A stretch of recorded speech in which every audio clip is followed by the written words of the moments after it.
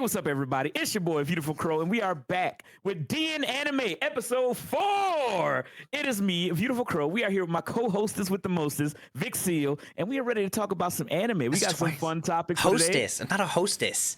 You're the hostess with the most. It rhymes better. You can just say host with the most. But it's more fun to say stupid shit. Anyway, it is me and the boy Vix, and we are here to have some fun. I saw you in that maid outfit. You could be the hostess with the most. What you talking about? You saw nothing. I saw you. But anyway, we are back. We are here to talk about some more anime topics. We are very, very excited to kind of like hang out, chit chat with everybody, and get excited, man. We're literally 4 episodes in.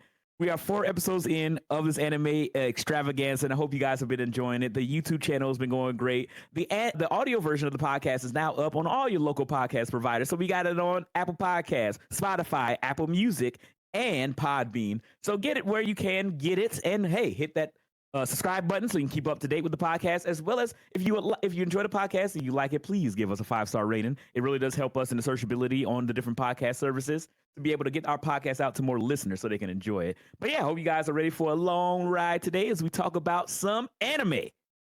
How are you doing today, Vix? I'm doing great. All you guys out there listening, if you are watching this on the YouTube VOD channel, then be sure that you hit that like and subscribe button, leave a comment down below if you want your questions answered on our anime podcast. Yeah, sometimes I forget. I'm just like, yeah, we do kind of gotta like promote some of that shit. We gotta promote some of that. But yeah, now the promotion is done, we're gonna hop into. We've been chit chat with everybody, kind of like pre-show, pre-gaming, but we're gonna hop into our first topic of the day. Our first topic of the day is anime video games and why we deserve better. We deserve better. I'm sure this is a topic, a sore topic for a lot of anime fans. I know it is for me, right? And it is for me too. I just don't know why it's so hard to make a good game. I mean, I used to make games like, you know, in my free time. I went to college to do it. So I know that coding and making video games is muy difícil, to say the least, right? It is very hard. But at the same time, as anime fans, what we're normally served up is the bare minimum, man. The crumbs at the bottom of the bucket. A lot of the games feel like we don't even get the bare minimum. Like they release like bullshit stuck out on just like bugs, barely held together by duct tape, and then it's like 6 months. It's like 6 months before you get an update, and it doesn't address any of the major issues. You're like, what just happened? And so many games have been released, and it's like, it was so close. It was so close. I don't understand. I mean, that's the main thing. I mean, I know like one of the big things, at least for me as an anime fan who loves gaming as well, is I'm just tired of the anime arena fighter. I mean, again, I grew up playing Naruto Ultimate Storm, or no, not even Ultimate Storm, but Naruto Ultimate Ninja on the PS2. Love those games. We got 5 of them. That's probably like the one series that did their shtick right. They did it right. They did what they were supposed to. They didn't do any crazy bullshit. The game didn't fall apart. Their like continuations are kind of lazy, if you gotta ask me, because it's just like the game again, but with different characters. And it's like, well, you could have just patched the last one. Just sell us for $60 again. But that's why I want to bring it up. I'm gonna bring up the good. You know, we want to be positive here, man. You want to see that little light at the silver lining of the cloud or whatever the hell. Like, there's a lot of good video games based off of anime, right?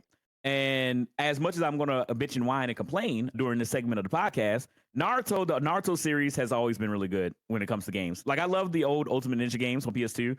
I used to love all of the very elongated, over-the-top, like, ultimates that you were getting in the game, where you have to play, like, either the tapping game to, like, outmatch your friend, or you have to do the XY, you know, not XY, but the quick time square, events, triangle, X thing, like, button combination, try to outbeat your friend so you can keep your juices going. Dude, it was awesome. I love that. I really and truly love that. And then when it went to the Ultimate Storm games, I was very excited because the graphics looked amazing. Like, seeing the first Ultimate Ninja Storm game on PlayStation 3, it blew my mind how beautiful that game was, because CyberConnect 2 put their whole Cyber Uzi into making that game, and it was like you were being able to relive the story of Naruto again, but animated amazingly.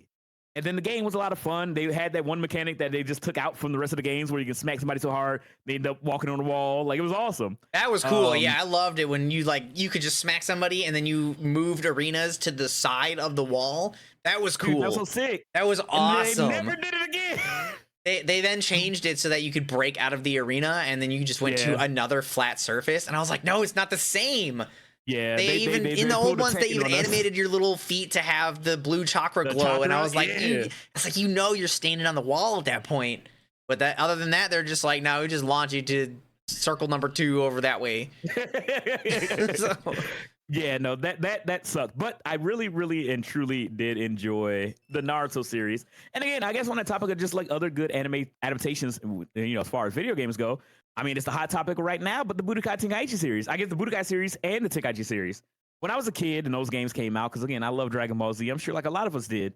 Those games came out and they were amazing. And me and my friends, every time we came over from school, we would constantly run sets in Budokai, or when the Tenkaichi games came out, run them in Tenkaichi. And I'm very excited for Sparking Zero that they're coming back to the gameplay that I enjoyed as a kid. It seemed like they're evolving on it. So excited. Like, again, these are the anime games done well. And there's a decent amount of examples of them done well. My issue and why I thought this topic would be important today is that there's a lot that like we kind of said at the beginning of it, that is kind of lazy. I mean, we've gotten a lot of arena fighters. Obviously you have, the Naruto games. Then we also got the Demon Slayer game. Demon Slayer game was awesome. I love Demon Slayer. I'm sure we all do. But that game felt like they were just like, yo, we got to fucking crumble the Naruto budget. So I actually did get the Demon Slayer game, and I thought the concept was fine, but he did the like controller inputs like super weird, and it was like the most unintuitive I've ever played a game ever. I played for like 4 hours and could not get a handle on the controls, and there was no way to rebind the keys. I was like, what am I supposed to do? You just had to deal with it. I was awful. It was like, I wanted to play it because I love Demon Slayer so much, and I was like, I was even okay with it being an arena fighter. It was like nothing special though. It was literally just Demon Slayer skin on Naruto. But like, if they wanted to fuck up the controls, at least do something innovative. Like there was the One Piece Odyssey. I only got to play the demo, but they had like this function where you could essentially have your battle split up, and then your like team could go help the rest of your team, or you can have individual battles and you got bonuses based on like matchups and locations. And while I didn't get to play the rest of it, I thought that was really cool. I was like, that's interesting. I just don't think I had the time to like actually get to play it. But even in the demo, that was good. Yeah, I was like, the demo was great. Was awesome. Yeah, the demo was fucking incredible. Like, I really enjoyed the demo. I played it on Twitch. I was going to get the game. I think at the time I just didn't have the funds for it. Maybe one day I will, because it was a lot of fun, and I really did like that mechanic. And I love how in the tutorial they illustrate that by having Usopp be the one that's separated, and he just like immediately dies. And he's like, "Help me!" But no, it's like what was that guy's name from Star Fox 64 that was always crying for help? Slippy, yeah. Usopp is just Slippy, but it's like an anime Slippy, but a pirate. Yeah. I mean, true and real. But yeah, I mean, again, I will complain about anime games, but we are getting a lot of variety now. We really and truly are. Again, One Piece, they had a bunch of games which were arena fighters. They also have the One Piece Pirate Muso games that have come out, and they're really fun. I know not, like Muso games like that. The Pirate Warrior games aren't for everybody, but I'm not gonna lie. I love just being slapped down in an arena.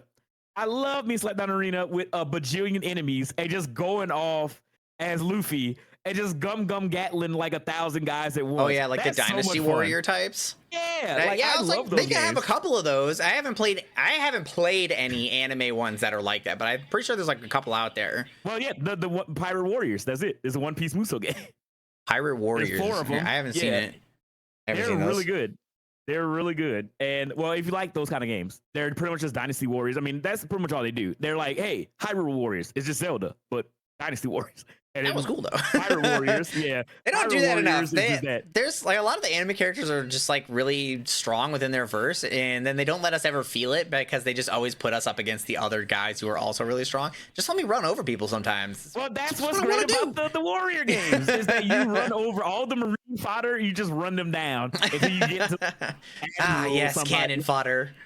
Yeah, love it. And then you fight like Aokiji or something, he'll fuck you up. But for the most part, you're just running through guys and as Luffy and Zoro and them and Diablo, Jambe, and people of Sanji. And it's awesome. Like, those games are fun and there is a lot of variety. But also, we gotten 4 of those games, and they're all kind of the same. They just added new characters. I mean, it's kind of like the whole thing with anime games in general. Is They that need to stop doing that. They can't just like release a game early on, and then when the series develops, they have more characters, and then they just re-release the game at full price, but with extra characters. At worst, just give me a DLC. I don't want the DLC. I don't want to buy DLC that much, but I would rather buy DLC than an entirely new game. So at the same time, we also like. You know how many times I played through the Dragon Ball story? You know how many times I fought Radix? Every single one of those games just do the story over and over again. You want like a unique story? Give me a game specific story. Make it follow like a spin-off or something. Well, that's what's great about Xenoverse. Give me a Kaiju number 8 B-side Blades side story. But that's okay. In the older like Budokai games, they would have what if stories, which were also great. Where you have like, what if Cell, like I think in Budokai 1 is like, what if Cell absorbed Krillin? And that was awesome. So it was like, he was about to absorb 18, but then Krillin like, my wife. And he jumps out in front of Cell. Cell eats him. And Cell's like all short and he doesn't have a nose and shit. He's all orange. And he's just like, no. And then everybody just beats his ass. Like you have to play against, you're playing as Cell as the main character through that what if. And you have to fight everybody as like Krillin Cell. And you're so weak. Yeah, it is awesome. Like, give me more of that. That's funny. That's why I really enjoy Xenoverse. Xenoverse is just like a bunch of little what-if stories where you're playing as your creative character trying to save the timeline because the timeline's getting all messed up. Like, that's awesome. I want more of that. That's why One Piece Odyssey was really cool because it's a lot of the One Piece games are like, stories written by Oda, but that are, exclusive to the game, which is really cool. So you know that the story is always going to be interesting at least because it's made by Oda, even if the game isn't that great. Because there's that One Piece game that was kind of like a action RPG where I thought it was going to be cool because you played as Luffy in the open world and then you'd be like swinging around like Spider-Man with his arms. I was like, man, this looks really cool. And then I played the game. I was like, this game's ass. You guys fucked it up again. Really so close. Yeah. You want to know how long that I wanted a good One Piece game, dude? And again, there's some that are decent, but like I feel like they haven't like for how popular One Piece is. Not a lot has like really hit the nail on the head. They all come so close. The more recent My Hero Academia one, it was so fun on release. It was so fun. They had a little bit of balancing issue, and then they just let it die. They let it die. There was so many issues that just started popping up even after the first update, and they were just like, sucks to suck. Dude, and it's like, what do you mean? Yeah. My teammates' cards is literally glitching through the map. What do you want me to do? Yeah, you pretty much fucked. And it took them like 6 months to get to a patch for that. And the first patch after that like got reported didn't even fix it. So and then their content release was mega slow. 1 character a season. That is slow. That is what the pitfall that even regular games fall into. You can't, if you're a new game, you cannot slow down on your releases. You can't. You have to keep going until you have like a solid base. You can slow down later, but you cannot release the game and then be like, oh, in 5 months from now, we'll release a new character to add on to our roster of 7. It's like, come on. You really expect me to play 17,000 mirror matches for the first 7 months of the game? Give me some more characters. Or release with a bigger roster or something. Yeah, because again, I really enjoy. Like, I didn't play One's Justice, like the fighting game. Yeah, I heard that was fun, but a little jankety. But My Hero Ultra Rumble was like, it surprised me because I got into the beta, and I think it was like open beta, and I played the beta with a couple of friends. That was another thing too. They had awesome skins in the beta, and they took them out. They were functioning skins, and they took them out. I don't know where they are. They actually brought them back. They are there now. Really? Because I was like, I didn't see them for the longest time. I dropped the game. Yeah, they're there now. I followed them on Twitter, and I see their updates every now and then, like hoping that they release something really crazy. They've only released like 2 characters, and then they brought those fantasy skins back. Yeah. We got Twice and Endeavor. Yeah, we got Big Deva, Twice, and then All for One is out now. Oh, really? I didn't see that one. Yeah, he's out now. His shit's crazy. He's insane. He can just take everybody's quirks. You down somebody, you hit triangle, and you take their quirk, and you just switch your set to their quirk. You just pretty much just start playing that character. It's like a better Toga. It is a better Toga. Damn. Yeah. That questionable decision making there. But yeah, again, that one was so close. All they had to do. You don't get to like visually turn into the character like Toga, because Toga can trick you. Yeah, I mean, it's All for One is still just a big dude with a fucking Darth Vader mask. Yeah, but it's still just like a better Toga. Yeah, it is still better. Functionally, it's a better Toga. Yeah, you get all their shit. How often did you actually get the chance to trick somebody as Toga? The hardest part is Toga was when she was fighting like the person she took her power from. Then it was just which one. That was the hardest part. Who do I shoot? It's just the Spider-Man meme. But yeah, I mean, again, there's a lot of hits, there's a lot of misses. I still love anime games, and I'm a sucker. I will buy them every time they come out. I think the only as anime fans, we deserve better, man. We do deserve better, and I think the only anime game that has sufficiently hit the nail on the head for me in the last fucking forever, Granny Blue Fantasy Relink, is the only one that released a full game with a roadmap, plans. Yep. And they stood their ground. I don't want them to stand their ground on this. I want them to change their mind. Where they said they're not going to release anymore. They're like, this is not a live service game. That's what they were saying. But they can go back on that. I won't blame them. But they released a full game, a solid-sized roster. They're releasing new characters this month and another character next month. And then we'll see what's going to happen in the dev update at the end of this month. The gameplay was solid. It was literally anime Monster Hunter. The characters are interesting. They made all of the really tedious things in those types of games were all covered, except for like buying a bunch of sigils or selling them all at once, which they're adding. They've already said they're adding it, so they're listening too. And it's like they just nailed it. They nailed everything that I wanted from even that type of game, even if it wasn't an anime game. But even as an anime game, it just made it that much better. And I could not have asked for more. Thank you for introducing me to that game. But now I want them to release content faster. Once a month is a little slow. A little slow, yes, but it's not too bad. Yeah, it's not too bad. And I feel like I got a lot of like. There's still stuff in that game that I haven't done. Granted, I haven't played as much as other people. A lot of people literally were the day that the game launched. I wasn't going to do 300 rounds with Lucilius. I was going to play it like maybe 10 at the most and then be like, well, I didn't get my sigils. I'll wait for the next content update now. But up to that point, I was fine. Like I was playing it what I felt was a healthy pace. And then I was having fun the entire time. Yeah. I didn't have any issues, even though they like reskinned a couple of monsters. The monsters all had like unique move sets. So even though they visually were similar, they played differently, and then they had like the boss battles, which so often you're just like, oh shit, what am I supposed to do? You have so many oh shit moments. It was so good. It was so good. I can't wait for them to release more stuff. We don't really know what they're releasing in the third update next month, aside from the new character. So hopefully they're going to give more than just like one raid every other month or something, because that's a little slow. Yeah. And again, I would say Grand Blue is probably up there with one of the best anime games. And Grand Blue, I think I have two of them. Kind of speaking on that as well.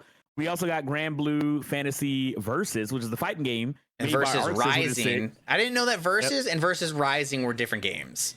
Yeah, it's kind of like the Street Fighter 2 Turbo, version of it. It's kind of the same game, but what kind of blows my mind is that more people seem to be playing the first version as opposed to the second one.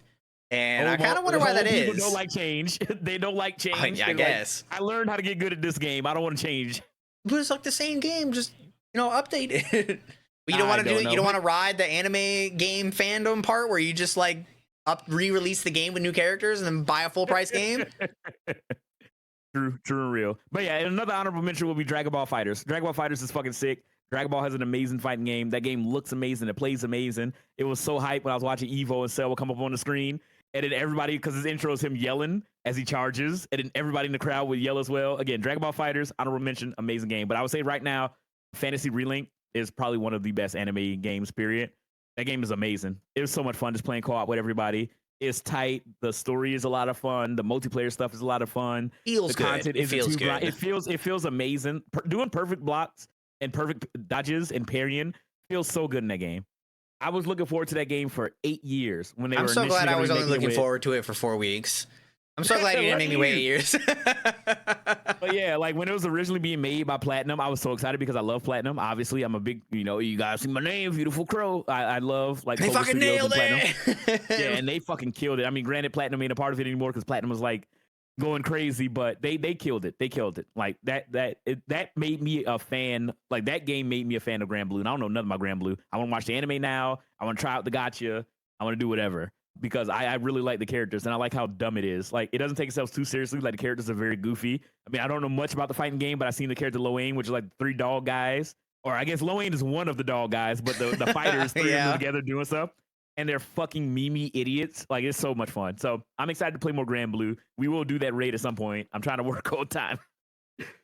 But yeah, I mean, we're just waiting for the new characters to release, and then when they release, I'm gonna rush one of the new characters to max level, and then we can do the raid after that. Yeah. Yeah, I want to do a day where we just grind out, just probably just for fun, like off stream, just grind up so I can try to get my damn terminus weapon for Narmaya.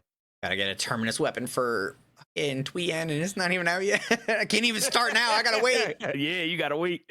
Well, I guess with that chat, we're gonna turn it on over to you in the chat. Guys, if you want to ask us any question, and we'll go back up the source question that he posted a little bit earlier. But yeah, we're going to be doing the Q&A section in between our topics. Hopefully you guys are enjoying the podcast. If you guys first time listening to DNAnime podcast, I hope you guys are enjoying it. But it's Q&A section. If you want to ask any questions, just hit that. I mean, you can just ask them in chat, but you can also hit the redeem. Again, I got to get my shit set up like Vix. But yeah, so the first question from Sora Joe 1, who just followed me today. What do you think about anime with what felt like they have destructive environments? That's my favorite thing, right? I love it when they do it right. Yes. If they just put a wall on the side of the arena and you're like, destructible environment, that doesn't count. But I want to be able to see the story of our battle on the fucking field. I don't know if there is one out yet, but I want a game where it's gonna be like really big map, but then have destructible houses like Battlefield, where you could just like knock the fucking house down. Like, come on, these characters are universal. I mean, kind of my hero. Man. Oh yeah, it did do that. Yeah, the Ultra Rumble did do that. It was awesome. Yeah, that's and they did. Yeah, they did get a new map too. I didn't get to play on the new map. Oh, the new map is awesome. It's like a giant good. Like mall. Like yeah, I saw the mall one. And I was like, that's pretty good because I don't think you can just take the whole mall down. Dude, we've had like this crazy ass knockout drag out fight in a parking deck on the new map, and there's like multiple fights happening on different levels of the parking deck. So you'll be running from another team going down the parking deck ramp, and then wind up in another battle, and just like, all right, we keep going down. We gotta get out of here.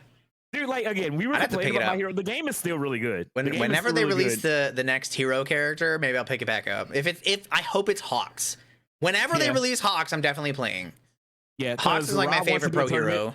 Because Vix, they added in solo like private lobbies that you can set up now. Oh, so really? Like a whole community thing with like everybody. We're just playing with people in chat. So they're updating slow as fuck, but they are doing the right stuff. They are doing the right stuff at least.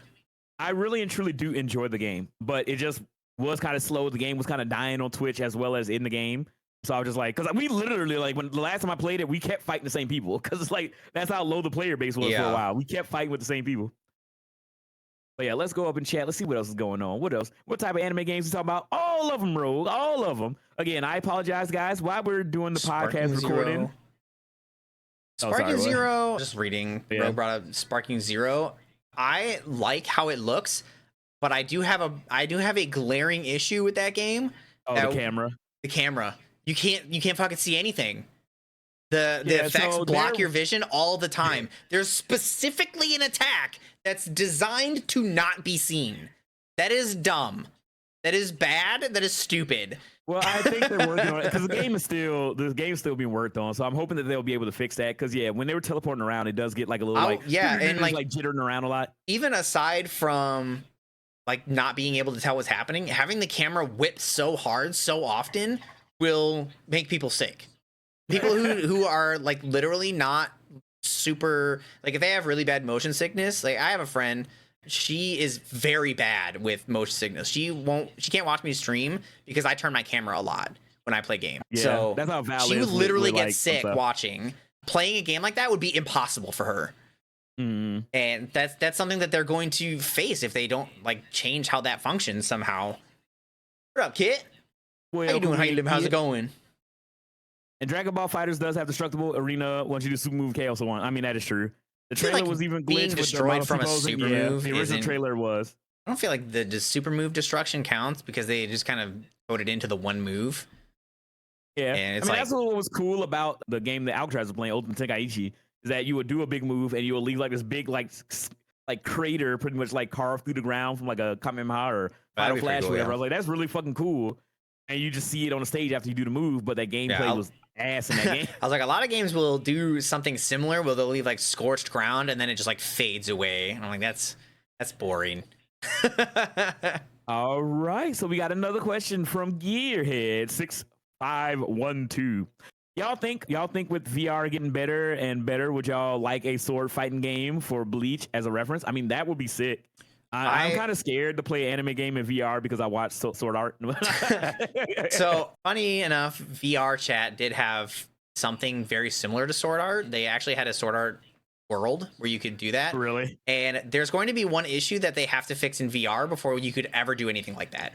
And it's the way that you're dealt damage. In a lot of games, you're dealt damage by them running into you, but you can't lean forward. In VR games, your model will just move with your head. So if you try to move in for a sword swing, you just get hit because you leaned forward and then your model moved and then it hit your arm and then you took damage. They did that for a couple of games. There was one, Sirento, I think it was. They did it pretty good. You cannot play that if you get motion sick. You cannot. Yeah. I have PlayStation VR and I played the Resident Evil 7. Like I played that whole game, or I played it full release in VR. There are some games. There are some games that are, although in VR, they don't really have that big of an issue. A lot of the VR or the motion sickness will come down to the headset you get. If you get like the HTC Vive, it is a fine starter headset, but it is like low quality. It's one of the original ones, so it's got like this weird screen door effect, and that kind of like makes you feel a little bit more sick than normal. And then there's other ones. You want ones with like wide field of view. Well, you want it to fit your head correctly. Definitely, you have to have a frame rate that is very good. If your game starts to lag, you will get sick. Motion sick or not, you will get sick. I don't get motion sick, but when I was playing, I think it was Fallout 4 VR. That thing kept dropping frames like crazy, and I almost threw up. I had to take the headset off. I was like, this is bad. I was like, this is rough. I say because Blade and Sorcery has some good mechanics. I mean, I've seen a lot of stuff. I'm sure we've seen the TikTok like videos of people playing VR and doing like crazy shit. Yeah, Blade and Sorcery does. They kind of do it where I don't think I would like Blade and Sorcery very much. Where a lot of it seems like it's just like a playground where you're just so overpowered you can kind of just do whatever. And if you want a good sword fighting game, especially one like Bleach, if you wanted it to be good, you can't do that. You can't be super strong. There has to be moments where it can be close. But every clip I've ever seen of Blade and Sorcery, they just whip someone from across the arena and then kill them in one hit. And I'm like, what? First of all, you could never do that in a multiplayer game. Like, that would be awful. If you imagine in a multiplayer game, you're just walking along and someone comes out from the side and just force grabs you from the other side of the universe, that would be awful. I mean, they would have to figure that out. But I mean, that would be cool. Again, I was a VR believer. I still am. I think it's going. Yeah. I think it can still go the right way. The biggest thing that they'll have to figure out somehow is movement, because I can still like do a lot of people use locomotion. Hey, Alcatraz, the 5-stream street, appreciate it, my man. But I can do locomotion, which is just like walking around, but other people use the like snap to move. Yeah. And to have like truly good VR games, I think they will need like the Ready Player One treadmills, where you'll have to be able to walk to move. And they have some that are functional now, but they're more what was the word, business based, where like the whole arena, like the whole building is dedicated to doing this, and like on a consumer level, that's just not realistic. Yeah. There is something I actually seen. I've seen them on TikTok. There's this like kinetic floor that they've shown where you can like walk and run on it and it doesn't move. So instead of you having the treadmill, you can use the kinetic floor as like your VR method. It looks pretty cool. I don't know how viable it would be. There is the like consumer level one. It's like the Omni VR, but the problem with that one is you need special shoes. for it to work properly. And the way that it works Yeah. is like you snap into the grooves and then you slide back to the base. It looks like it works. The fact that you have to snap into grooves, I can almost guarantee you I'm gonna eat shit if I were to try that. So, I'm gonna be the one guy that steps between the grooves and just like falls, and the harness is gonna barely hold me up, and I'm gonna dangle like a ragdoll physic. So You're gonna be like Aaron in fucking Attack on Titan when he's getting sabotaged trying to Yeah. learn his ODM gear. Just upside down your liver. All right, we got another question from Symbiotic Nova. Welcome back, Nova. Is there an anime you want a game based off of? Yes, I would love a Jet Set Radio Air Gear game. Give that to me now. Stick it into my veins. Nobody would buy it, but me would buy it. That would be fucking sick. I would probably buy that too. Air Gear was sick. Air Gear is awesome, dude. I don't know if there's like any one specific anime that I was. You don't want a Don Machi game? Like, I mean, I would like for them Grand to. Blue? That, I mean, that would be pretty. Well, I don't know. It would have to work differently. I would like a Don Machi game that's not a gacha game, but it wouldn't. It couldn't work like Grand Blue because you would have to start from the beginning. It would be a roguelike. It could be a roguelike. Has anybody ever played? Has anybody ever played Let It Die? Yes, I did play it. It could be Let It Die. It could be Let It Die as an anime game where you descend into the dungeon, and then you have to make it back without losing your guy. That would be awesome. Dude, there is a Danmachi game. That fucking shit ass gacha doesn't count. Memoria Freeze doesn't count. But a Shaman King game would be pretty sick. I love Shaman King, dude. I fucking love Shaman King. Wait, is a Steam game? Is this not the all reviews gacha? Mixed? Oh, it's not the gacha, but it is mobile worthy. Damn. It looks like it'd be a visual novel. Oh, it is a visual novel. That shit don't count. Okay. That shit don't count. Why would you do an adventure game as a visual novel? You know that they only want to talk to the pretty girls. I mean, I understand. I understand. I want to do a but I want to kill stuff. I want to fight things. I want to kill. Nova, what's the best visual novel game that we could play? I want to do one. It is literally tagged in the fucking thing you sent me. Literally tagged visual novel. It is not a visual. Is it a visual novel in the sense that like it says JRPG dungeon crawler visual novel? Okay, well, dungeon crawlers in there. Maybe just the story bits are visual novel and they just put it in there as tag. Click on that link and look at the fucking shit ass game that is. All right, let's look at the shit ass game. Let's go. Look at the shit ass game. All right, this game looked good to me. I already see girl laying on her side with a cleavage out. That's Hestia, and she's always like that. All right. She's always like. Oh, I see the gameplay. Wait a minute. Looking at these images, this looks like a really terrible version of Aura Kingdom. It looks like well, I mean, the gameplay looks fine, like a 3DS game. It better not look like a 3DS. 3DS. How old is the 3DS right now? And it just died. This shit is dead. I would do Doki Doki Literature Club Alcatraz, but I've already seen most of the stuff, so I wouldn't be surprised. I haven't seen any DLC stuff. But I mean, this game actually looks fine, actually. How much is it? $40. It's not $40 fine. It looks fine. It looks like a fun little 3DS game. It looks like it's at least smooth looking at the video, but they can do better.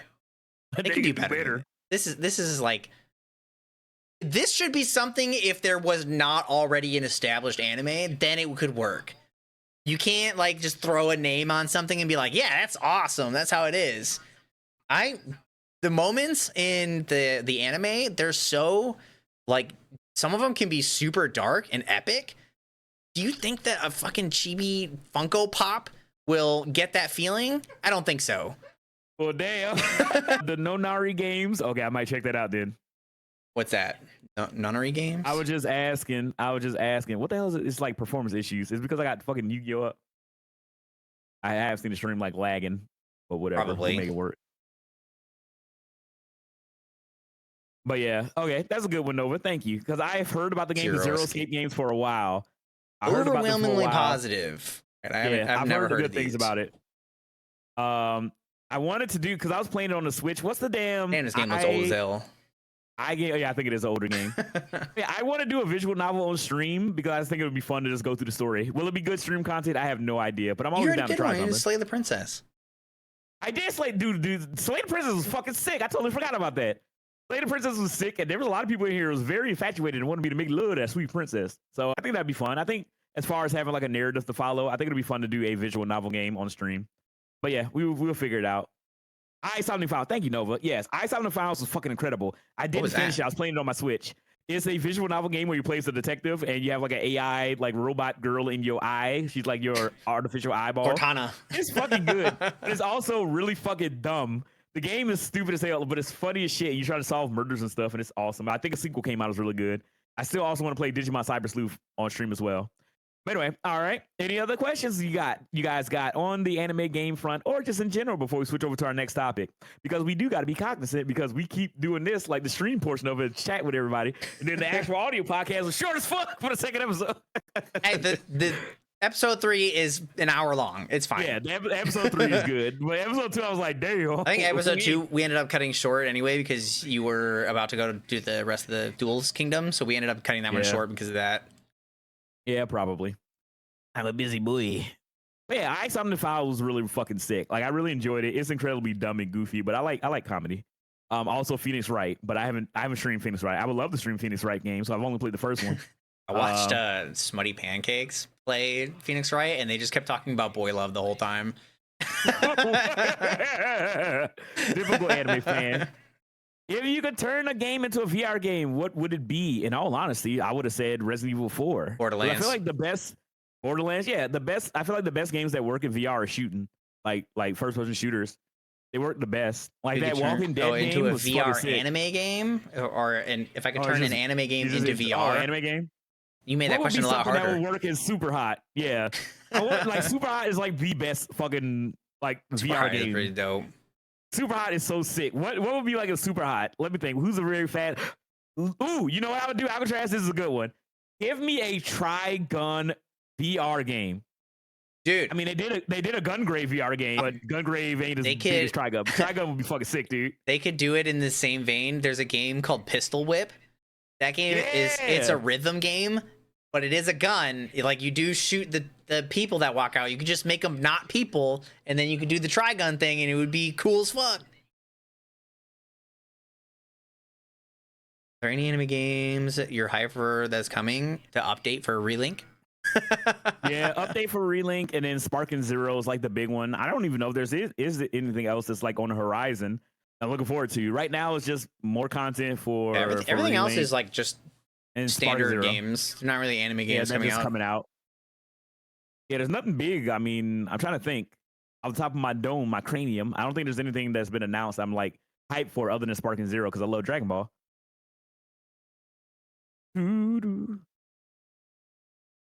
There's always some under the radar. I don't want to watch a. And I'll get the next topic all ready. There's that Shonen Jump mobile game. Oh yeah, I was talking to Vix about it. The MOBA that's coming out. The Jump MOBA. I forget what it's called. But it looks pretty cool. Is it a MOBA or mobile? MOBA. It's literally like League of Legends, but Jump. I showed it to you a while ago. I vaguely remember looking at it. We were talking about it. Yeah, we were talking about calling it a mobile game, and if it's a MOBA that's on mobile, then I ain't playing that garbage. No, it's on PC. It's not both. I don't know if it's on mobile or not, but I do know it's a MOBA. Non any related. I'm just waiting for Seekers of the Storm. I don't know what that is. I would fucking love a Windbreaker game where it's just like a fucking just a brawl beat 'em up. Yeah, just a beat 'em up. Dude, it would be like remember old school Battletoads? Yeah, I would love that. That would be awesome. I love the premise for Windbreakers. It's so dumb. It's so simple. And I love it. Oh, yeah. Okay, so it is a mobile game. Yeah. Oh, it is a mobile game? Damn, well, that sucks. Yeah, all the channel point redeems are off right now, Puppy, while we're doing the podcast. I was supposed to have that pinned to the top, but I see that I'd never put it in there. I'm gonna jump assemble.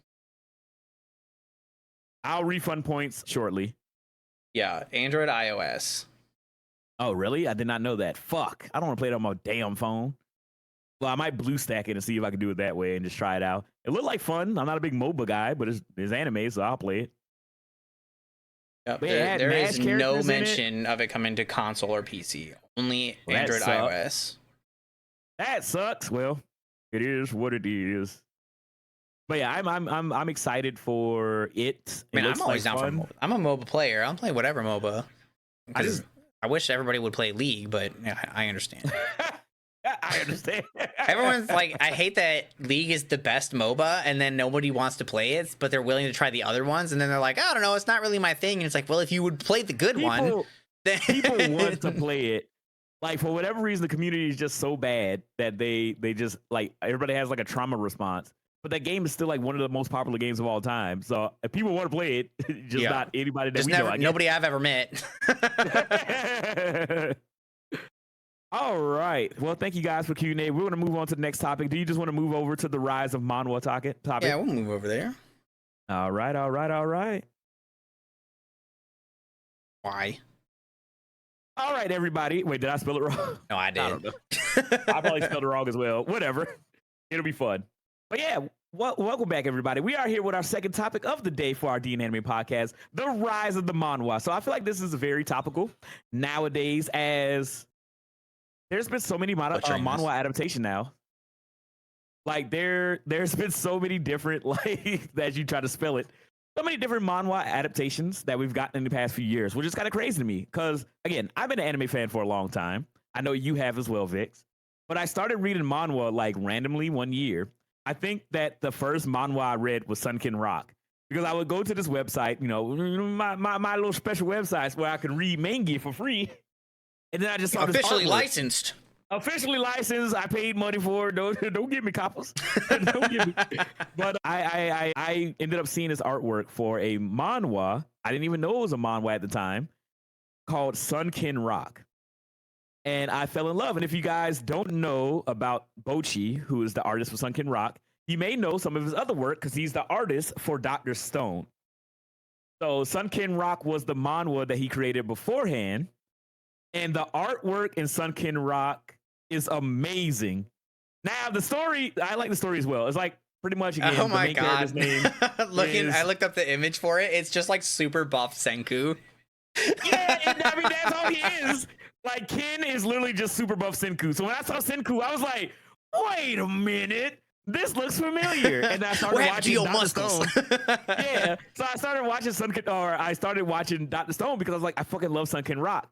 And Sunken Rock is fucking awesome because it's pretty much just like Ken. He's just like this delinquent, like high school student or whatever, trying to figure out what he's gonna do in life. And then he ends up he pretty much gets assimilated into a mafia group and becomes the leader of the mafia group by the one guy who's manipulating him, who joined him in to be like, all right, I want you to be the main guy, idiot, strong guy that could fight, and then I'm going to be the real leader, pulling your strings behind the surface, and then just watching them build up their own like mafia family in Korea. And the art is amazing. The fights are incredible. It's insanely horny. Sometimes I'm just like, yo, this is not a manga. This is just porn. But it's really, really, really good. I love this so much. The ending is fucking wild, though. So this guy made a manhwa and then went to make a manga?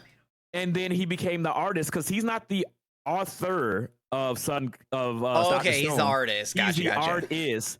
Because, okay, so Bochi is really, like, I love his art. Again, I know it's not up to everybody's standard. Like, I don't think everybody likes his art. But I fucking love it. It's sick. I love, like, the way that he draws fights.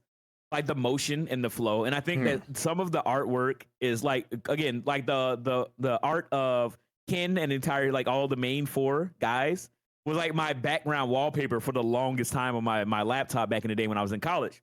Because it was so cool looking. Like, the artwork is very, very sick. And then for a while, Bochi was like doing the redrawn chapters of One Piece.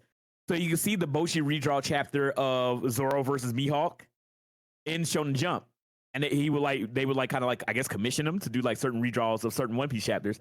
And it looks totally different than Oda's artwork. But it's really cool being able to see like relive these like major story beats in One Piece, but with a different artist. And I guess through that, he became the artist for Dr. Stone. And Dr. Stone is amazing. I don't understand why. I genuinely don't understand why Dr. Stone ain't more popular than it already is. Like the manga's great. Because people hate science. Apparently, Fucking dumb science. anime fans don't know how to read. Can't even read. You think they can science? But Dr. Stone is incredible. And again, this is kind of like why I wanted to bring this topic up is that we've been seeing more of that influence from manhwa into anime. Not just speaking about an artist or a manhwa author turning into a manga artist or a Shonen Jump, like a very popular Shonen Jump title, but we've been getting a lot of adaptations of manhwa. I mean, just talking about the hot new topic for the manga of last season or the anime of the last season, Solo Leveling. Solo Leveling came out of nowhere for me. I didn't read Solo Leveling back in the day. I heard about it like through the grapevine, but I never like knew anybody who read it. But as soon as the anime adaptation got announced, everybody was telling me, "Yo, you need to get ready for this. You need to read or get ready to watch it. Solo Leveling is so good." Manhwa fans were very invested in getting not only people just to read Solo Leveling, but just like manhwa in general. And I was like diehard manga fan. I was like, dude, just another one, but you read it the other way. What the hell? And then it was just like it was just I was like, it's just so popular, and I was like, all right, you guys think that your guys' story is so fucking good. Let me see what this is all about. And then I would like open it up while I was at work, and I just had it bookmarked at work. So when I was at home, I didn't know what the website was, and I was like, fuck. Now I have to wait to go to work. Yeah, so I didn't read anything of Solo Leveling. I was like, all right, the anime's on the horizon. I'm excited to watch it and see what all the hubbub is about. And they did a good job on it too. I fell in love. Every episode when Solo Leveling ended, I was like, I want more. I'm kind of glad that I had to wait till it was all released and then I just binged the whole thing, because they had like abrupt endings too. It was like oh, and me knowing what was going to happen next, I was like, oh, they really stopped it right there. Yeah, it was dreadful. But like the anime adaptations for not even just Solo Leveling, but all of them that have come out, their animation has been good. They fell to the same problems that anime of this day do, where they just like they skip stuff, they cut things out randomly. Tower of God was really good. Then there was, what's the other one? God of High School. God of High School. And they just skipped like 90% of the story, and it was just like the whole thing was fight. And I was like, wow, this is cool. Suddenly one of them is God? What? Yeah, that was the weird thing. I don't know if they were just like, because that was my whole thing, was it felt like Tower of God and God of High School were kind of like the litmus test, where they were like, all right, we're going to try this and see how it does, right? See if it gets popular, see if we can make some money or whatever. And I wonder if they were like, yo, we're just going to skip so much stuff because we don't know if this is going to last. So we're just going to try to get everything in, all the cool moments, all the cool stuff. I was like, but yeah, those cool moments don't hit if you don't got the build up for it, if you don't got a story for it, if you got the investment in the characters. And I know that they try, because again, I watched God of High School and I watched Tower of God. So much God in both of those.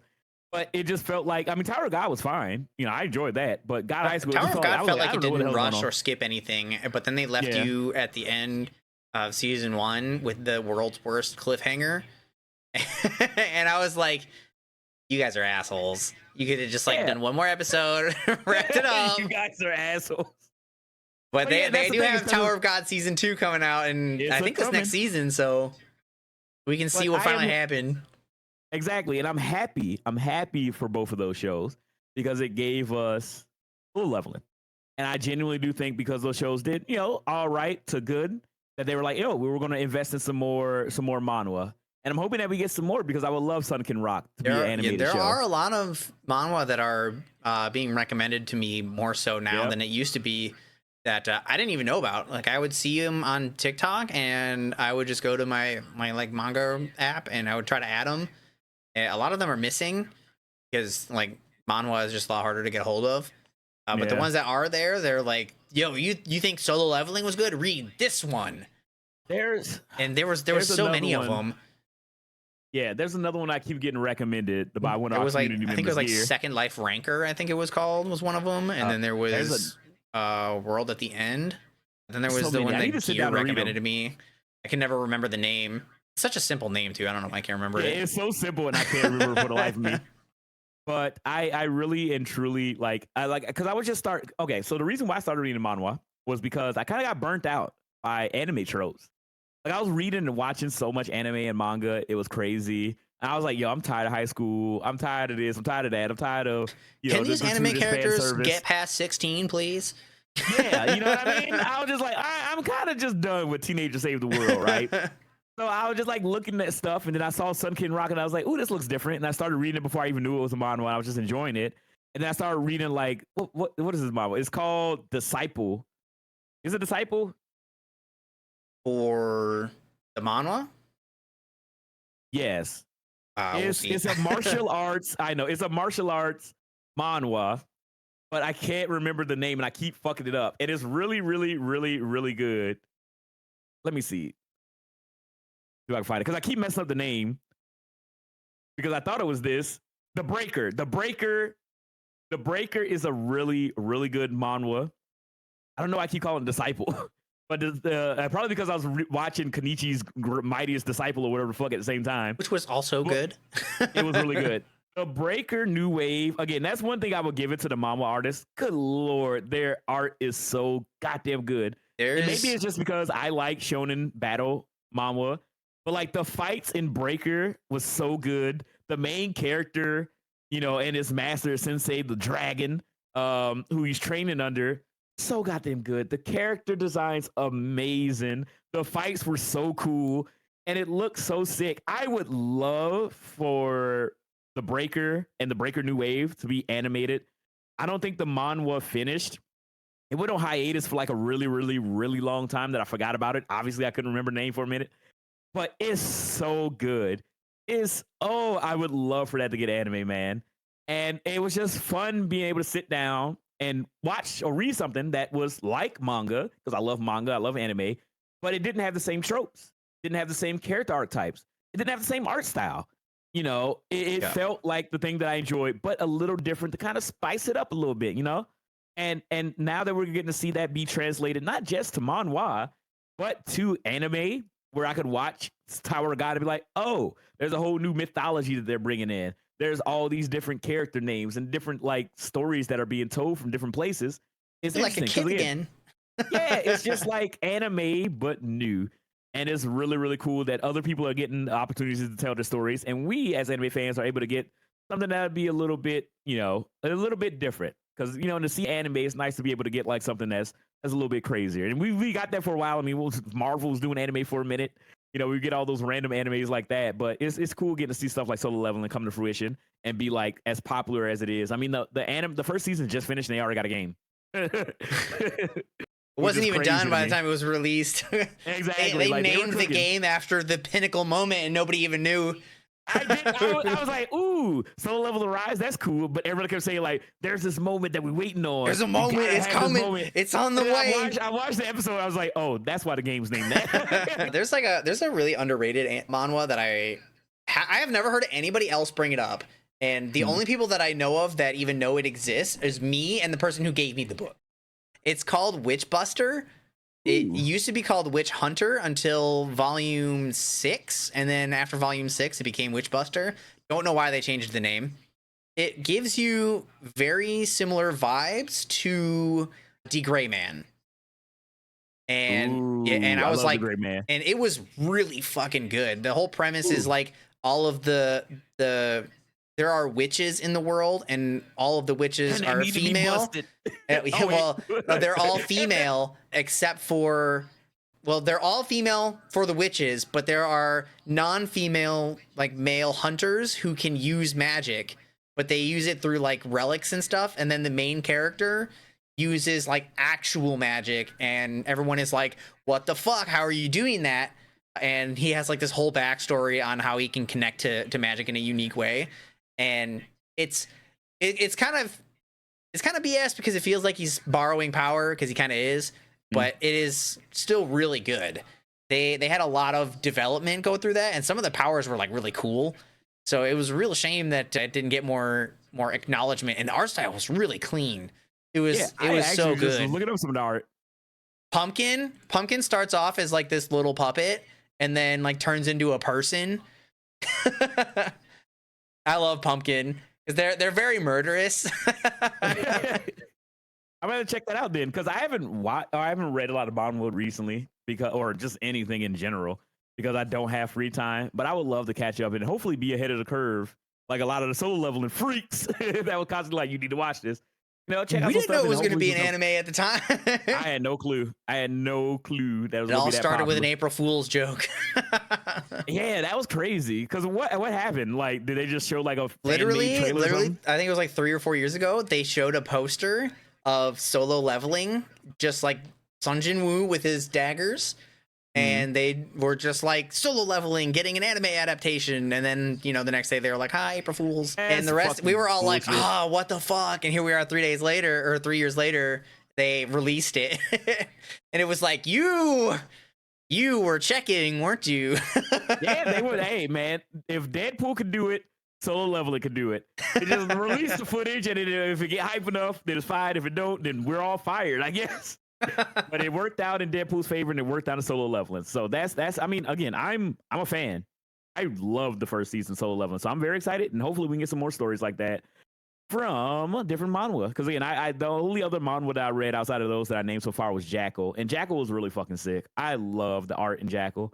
Like that's what really like gravitated me to a lot of the manhwa. I was like, the art just looks amazing, and they have really really cool like character designs for the lady characters, like for the female cast.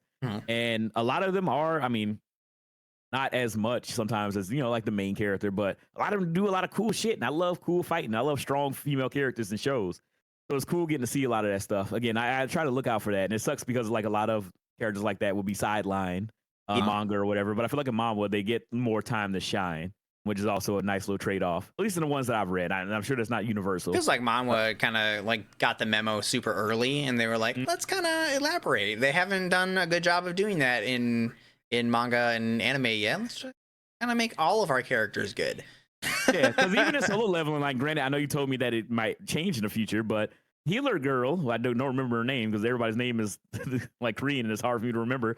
Healer, B-level healer lady from early on, like she was really cool. And I really enjoy her relationship with Sun Jin Woo. I think they built her character pretty good. She's good.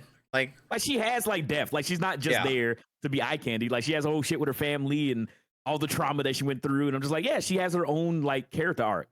She's not just there for the service of the main character. Like she has her own arc that you watch. It's not much, but it is her own story. Yeah. So that's cool. I like that, and that's what I like getting stories from different places. Super sick. I mean, it's not a manhwa, so it's not completely on topic, but I love Castlevania. Castlevania is an awesome, incredible anime, and it's done by an American staff. And just being able to get like anime from different places, and so you can get all the cool action and all the cool art and all the style and flair that comes with anime, but you get different stories. It's not just, hey, watch these high schoolers save the world in this unique way that hasn't been done 10 million times before. Yeah. And again, that's not all anime. I'm being very reductive, so please don't eat our entire ass in the comment sections of the YouTube videos. But it's just nice and refreshing to be able to get fresh stories from a different place. But yeah, I agree. Yeah, so we'll open it up. We'll open it up to you guys for another Q&A section of the podcast. If you guys got any topics about any manhwas or anything about manhwa that you guys want to ask us, or if you got any recommendations of any anime, or not anime, but any manhwa from your time reading, you can let us know in the chat as we get on over to our second Q&A. And we get everything set up. I just put A, Q, and A. I did the same thing. I did A and Q, and I was like, oh no. No, I'm dyslexic. Killing / stalking. Is that what you're doing today, or is that a manhwa? These characters look like agent. They were born with trauma.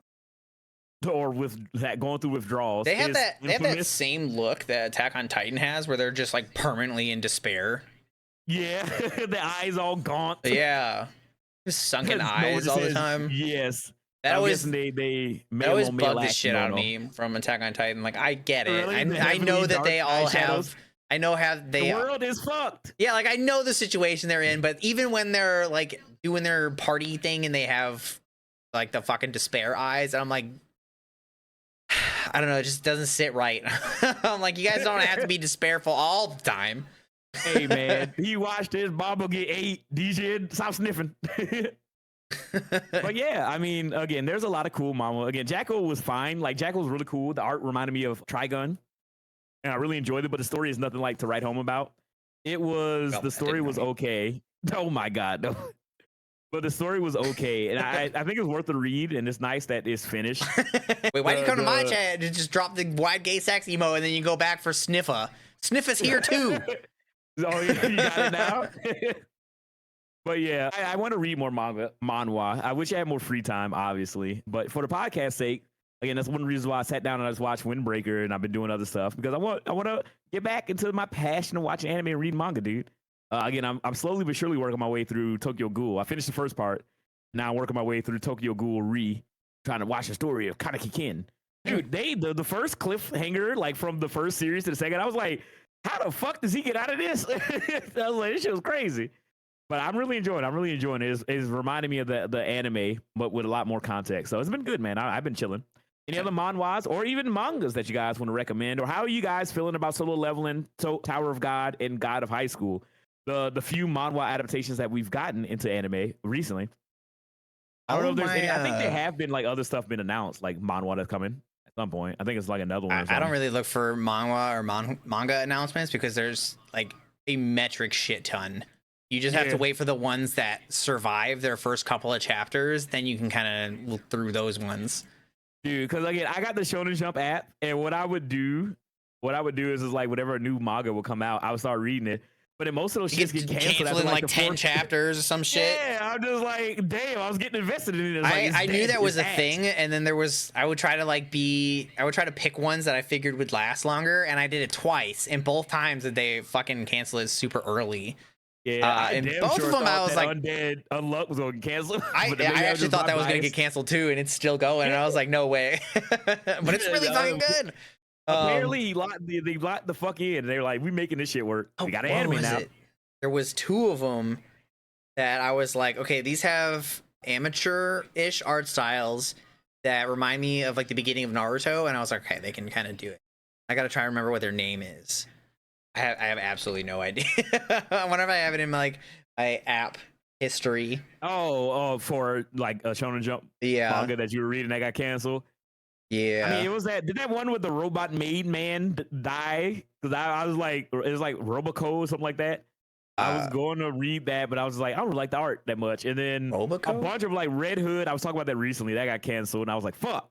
And then I thought Ruri Dragon was going to get canceled because of the long hiatus, but I guess they were just like, yo, it's popular enough. Like, take time to heal and get better. And now Ruri Dragon is back with new chapters. There was a couple of them that I was reading that when I was showing off my Shonen Jump app that I started reading and it just got canceled. I was like, well, there's no point in me reading the rest of this.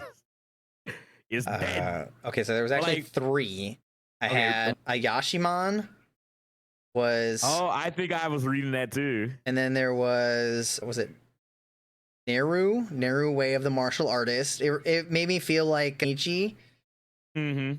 And then there was that the one with the guy, like he was a martial artist and it was he had like really strong toes for some reason? Yeah, I think I read that as well because I love I love like martial arts anime and manga. Yeah, me too. I was hoping that it would continue, and then here's the last one. Doron Dororon. Oh, I didn't read that one. I remember it though. It was like there were these group of people that fought essentially demons, and then they had to be born with an ability that was capable of fighting them. And then this guy was not born with the ability to do so, but he was like a physical trainer. He just like did physical stuff all the time. He pulled a Mashal and was just like, I'm really strong. And then he found like a friendly demon who could shapeshift and became his weapon. And then he fought like that. I was like, oh, it's pretty interesting. They leaned really heavily into like the kind of cringy stuff though, where it was like, don't kill this demon, we can be friends kind of bullshit. And then but then they would counter the cringe by just being like, and then they would eat him. the like bad guys would try to eat the good small demon, and it's like, oh well, guess we can't be friends after all. I'm sorry, damn, look like we gotta kill him. It's just that mean. But yeah, I mean, there's a bunch of cool stuff to read and check out. I'm trying my best to start keeping up with stuff now. I don't know why Shonen Jump super common or the super popular ones are reaching their end, so I may end up having like a whole lot of extra availability for stuff that I can read. So I can read some of the manhwa that have been recommended to me like a million times. I think it's called Beginning After the End. think that's what it was called. Wait, is that an anime now? I swear I heard that No, it's a recently. manga or it's a manhwa. Oh, it is. That's the one that Gear name. recommended to me. That was the one they did the fucking April Fool's joke about this year. Oh, really? Yeah. Oh, maybe that's what I'm thinking of. You sons of bitches. They always do that crap. If it keeps the soul level thing, maybe that means we'll be getting anime 3 years from now. Yeah. So there's like that because My Hero is reaching its finale soon. Hero's dying. JJK is going to be ended soon. Black Clover is I think reaching its end. Black Clover, yeah. One Piece maybe potentially we in the final. I don't know how long Boruto is gonna go. One Piece is about halfway done. It only took 25 years. We're only halfway done. He actually said when he took that break, that was like month-long break, that he was done with the not really the prequel or the setup, or he was done with the setup because there was supposed to be like so many Straw Hats, and we've been introduced to what we believe is all of them now. So all of them except for one, but well, maybe if Yamato actually joins, and that would be all 10, I think. Yeah. So then he's like, this is gonna be the real part. So that's like 1,100 chapters, and you're half done. That's what you're telling me right now? I mean, we shall see. I mean, I love One Piece. I'm just scared that I'm gonna die before it ends. But I know. I don't want it to end, but I do want it to end. There was only one person that ever got to know the ending of One Piece. Oda told that it was a Make-A-Wish thing. It was a kid who had cancer. It was like his wish was that he wanted to know the end before he died. Vix, the kid survived. Did he? Yeah. No, you shitting me. I think the kid is still alive. Like, I think it's because it was like a meme for a while. It's just like Oda to that kid that he told the end of the One Piece. Probably like that side-eyeing monkey. Like, yeah, I think that he survived. I believe that happened. He made a recovery. He must be popular at school now. So I think Oda was probably just like, yo, what's up, Jay Storms? Yeah, we're still doing the podcast. We'll probably do one more topic just to make sure. I don't know how long the podcast is going so far. Oda sent out a hit. They have to kill him out. That was the meme for the longest time. So just like Oda just go hunt that kid down. One Piece is the cure for cancer. It's not the friendships we made along the way. The One Piece is the cure for cancer. But yeah, I think the kid survived. I think the kid is still alive. So that was like, at least, unless I'm wrong, but I think if I remember correctly, the kid ended up surviving. And he just knows what the One Piece is. A lot of people are saying the story wasn't even true to begin with. Oh, fuck. I got bamboozled. I too got bamboozled. Damn. Damn. That cancer child gets to live another day. Oh, damn fake fabricated child. But yeah. But yeah, Joe, we're still doing the podcast. You'll be able to catch up with the first two topics on the audio or video version of the podcast. We're doing a Q&A in between chapters. I don't know how long we've gone so far already. I think we've gone about 1 hour is how long we've been going. Okay, then let's do one more topic. One more topic, and then we'll wrap it up with Q&A, and then I'll be back with some games, some Yu-Gi-Oh! Or something else. I don't know. It's already 8 p.m. here, but I'll play for a little bit. Does it post on Pandora by chance? If you want to listen to it on Pandora, I can get it up on Pandora. Is Pandora still around? I guess so. I don't use it anymore, but right now it's on Apple Podcasts, Spotify, Amazon Music, and Podbean. But I'm going to try to put it out on everything that we possibly can get it on. I mean, we've already had some people download. I think we're at like 7 to 8 downloads already for a podcast that's brand spanking new, which is good. Manga, did you recommend in case you were streaming in another world, led by the creator of the massive Yandere Follow? What the fuck? It gets more and more ridiculous. Nova, what are you? The case in which streaming in another world led to the creation of a massive Yandere following. Is that last part? Is it just gets more and more ridiculous? Is that part of the title? Yeah, I was wondering. Yeah, I believe I can get the podcast up on Pandora. If I can't do it immediately, I'll figure it out. But I want to get it everywhere. No, in my opinion. Okay. Good? Is it good at least? Manga Nova only recommends actual bangers. So if Nova says it's good enough, then Nova will let you know. Nova will let you know if it's like really bad but is like funny. Nova's really good at recommending stuff. That's why I ask Nova stuff all the goddamn time. I'm too old to keep up with shit anymore. I have bad recommendations. Nobody likes any of my taste in anything, so nobody asks me anything. I'm like, hey, I got this never-ending wealth of knowledge. I'm gonna watch Don Machi. You recommended Don Machi. I'm gonna watch it. I just don't have fucking high dive anymore. What's up about Kill for Fun? What, man? You filter animes for me? Yeah, and then I end up not even getting to watch it for the longest time. Yeah. I literally had to watch Solo Leveling without her because we couldn't keep up with Frieren. I'm gonna change my filter for her to the episodic ones. I still think she would really like the last one I watched, The Weakest Tamer began a journey to pick up trash. It was very sweet and wholesome and basic. Very episodic. Don't you stare at me. You did this to yourself. Yeah, I hope everybody's chilling, enjoying the podcast so far as we just yap about anime games and manhwa and stuff. Again, we will have the third episode up this Tuesday. Sorry, I'm eating chips. I shouldn't be doing that. I get EP. Yeah, that's how Val is.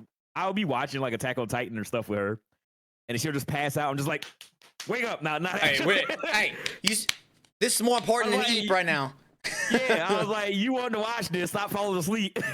You smell like a baka. Eren Yeager. But yeah, so I'm just like, no, we need to watch it.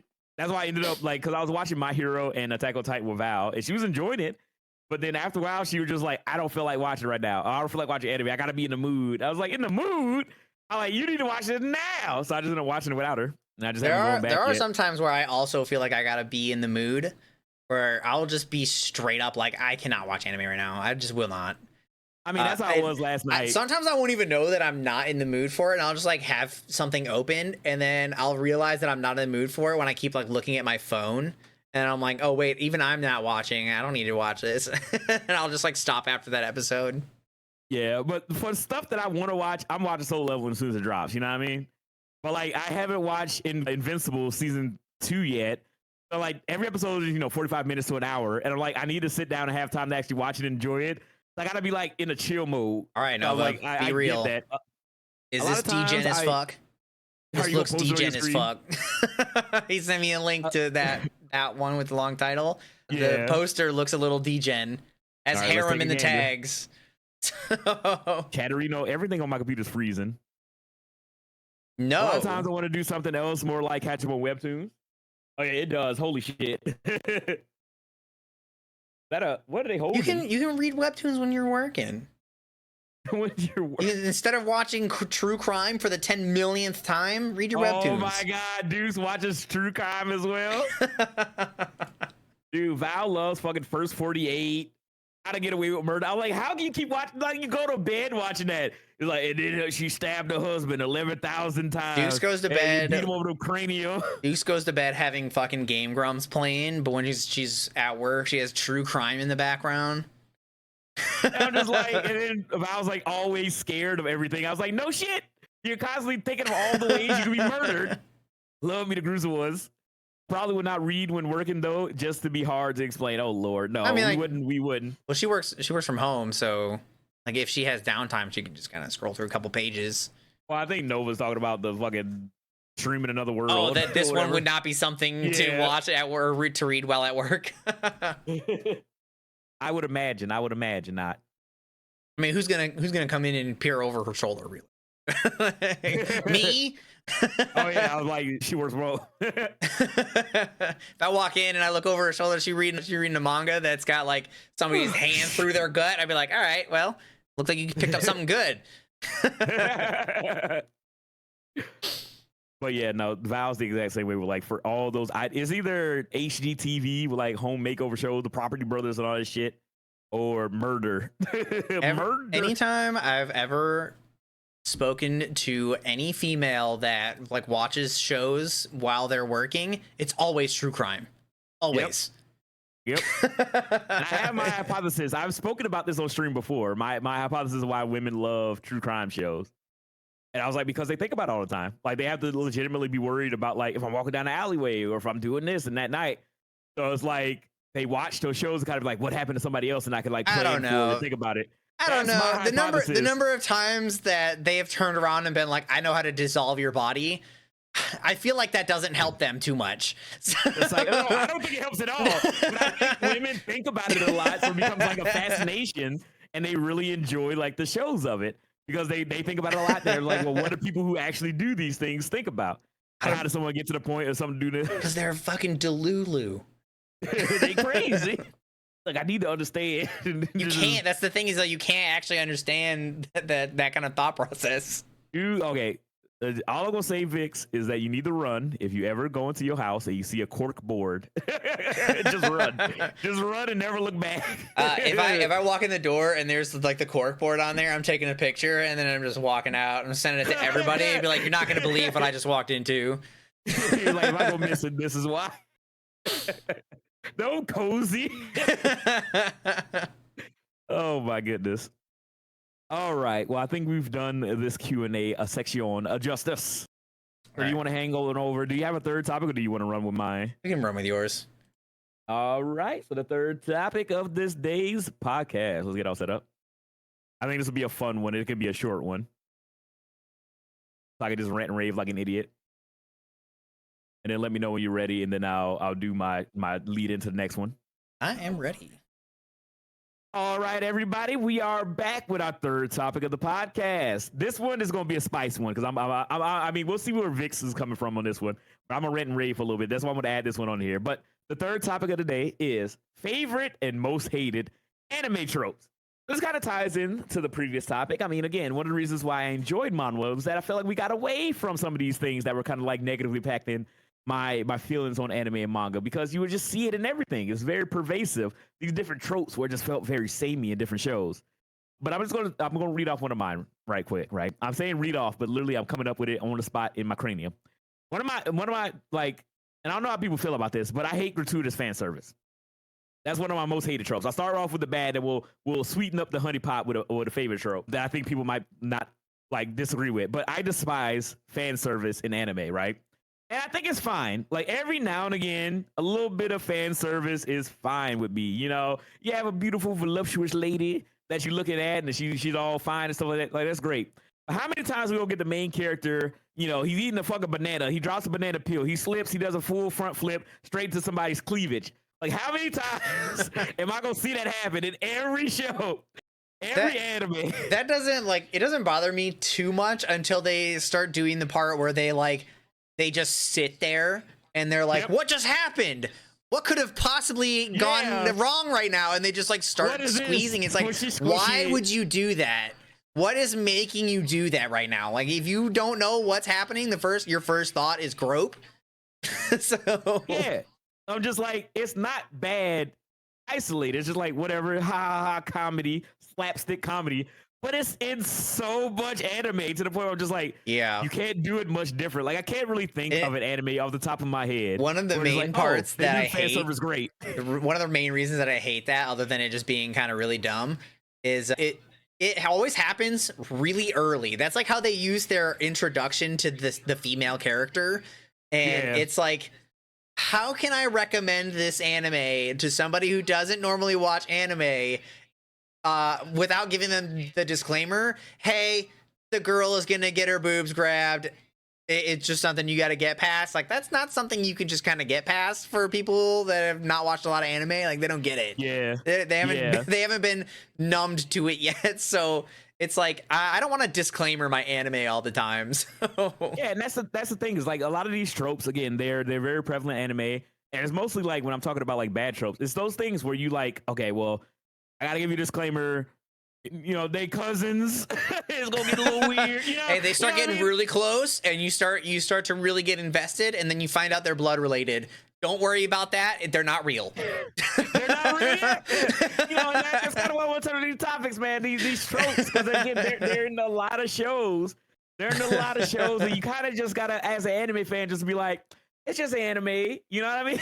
But we can do without some of them. Again, with just staying on the trope of this fan service, I honestly think the worst offender right now is, sorry, I burped the did, is I really did not like it in Fire Force. Good Lord, I hated it in Fire Force. I think the thing that pissed me off about the one in Fire Force so much was that character was, first of all, they did it like way too much. Second of Too all, much. she's got a cool power.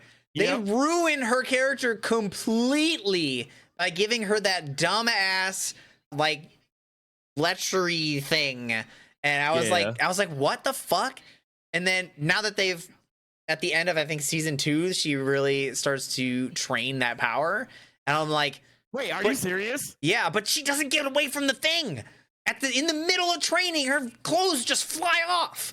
And I'm like, why? I'm like, why you're so close to breaking it and then getting to be a cool character. And she actually has a fight where she wins. And then it's just like they just keep constantly ruining it with that. It's so bad that they gave her such a cool power and then they ruined it. Yeah, and she has like an amazing story arc that's awesome and heartfelt and sick, and I love it. Oh yeah, That she's betrayed by one of her fucking teammates and shit like that. Like that's awesome. She's breaking down crying, and her titties just be flopping out all the time. And I'm just like, yeah. like, I was like, oh come on. Like it literally makes no sense. Like fucking what's the main Why did character's you name in add fucking that Fire in Force? there? Like, Yeah. they like even the made main it like character- they even made it like it was a childhood trait. Like she's been doing it since she was in like middle that's school. even worse. I was like, what the fuck? I didn't know that. I haven't watched season 2 yet. I need to sit down and watch it. That's Like that's this even this worse. is supposed to be her lovable character trait is that her clothes just fly off as a child. And it's like, Yeah. okay, I know Like, I it's know that funny. this is like an anime, but you're kind of going into weird areas here. Yeah, you won't think about the implications. Like in Fairy Tale is awesome because Gray would just show up naked and just in his boxers. And That was kind of everyone's funny just though. Actually, Yeah, you find that's out why funny. he I does like that. You do I find out love why that. he does that too, which is like it makes it more okay because you find out why he does it. So Yeah, but that's hilarious. You know, where you just sit up there and you're just like, hey, Gray, where the fuck your clothes at? And he just like, yeah, I I think they played off of it pretty well. So it was Yeah. like they did kind of the same thing as a lot of other shows where they just like threw in fan service in some degree, but they were everybody was like also confused in the show. They're like, bro, what the fuck? So it's not Yeah, I like mean, they just threw it in there and then everybody just ignored it like it wasn't a thing. So, like, to just stay on the topic of Fairy Tale, right? Fairy Tale, I think, does fan service really well. Like, a lot in of all people honesty- actually really hate the fan service in Fairy Tale, and is part of the reason that a lot of people don't give it a shot is it's actually Lucy specifically that they are just like Well- they really hate on Lucy, and I'm like, I don't think that she's that bad. I don't think she's that bad at all either. Like, in comparison to Tatsumaki or whatever in Fire Force, Lucy's great. Yeah, Like, Lucy just is sexy. Like, yeah, they don't do know. have Like, a couple of scenes where it's like, all right, that's a little Okay. much, but like even that's not that bad. I'm also coming from a manga reader perspective. I didn't really watch not Fire Force, the Fairy Tale anime. I The did anime both. kind of goes wild. You did both? Yeah, I did both, and even in the anime, I don't think they went too overboard. There was a couple times where like her clothes got all torn up and stuff while she was fighting, and then I think the bigger issue was that she didn't have much depth beyond that. But even that wasn't entirely true. She did have a very very unique power that only one other person in the show had, and I think people just kind of ignored that. They were like, oh well. She was the fan service character, so she had absolutely nothing else going for her. And it's like, well, we watched very different shows then. So Yeah, no, I love Lucy as a character. Like, I love like all the characters in Fairy Tale. I think Fairy Tale is great. Fairy Tale I getting just another kinda- season. It is the what is it? 100-year arc. Blood year. Yeah, I'm about to call it the Blood War, whatever. Like it's Bleach, but yeah, the 100-year arc. So I'm excited for that. I started reading Fairy Tale when it first like became a manga, and I was just like, oh man, I love Rain Master. He's got a new manga coming out, and I was like, I'm gonna read this. And then when it got announced to be getting an anime, I was like, this is fucking sick. Like I can get some more people into it. I gotta know. And Do you like Rave Master or Fairy Tale more? Fairy Tale. Really? Well, you read Yeah. Rave Master first, right? No, I watched the anime, so maybe the manga's better. Okay, so But- we had this running theory with my little friend group that it was whichever one of his two series that you read and or watched first was the one that first you is- liked more, because everybody who read Rave Master first and then read Fairy Tale was like, I like Rave Master more. And then everybody Yeah. who read Fairy Tale and then went to read Rave Master was like, I like Fairy Tale more. So, So I like nobody has both. broken that yet. Nobody.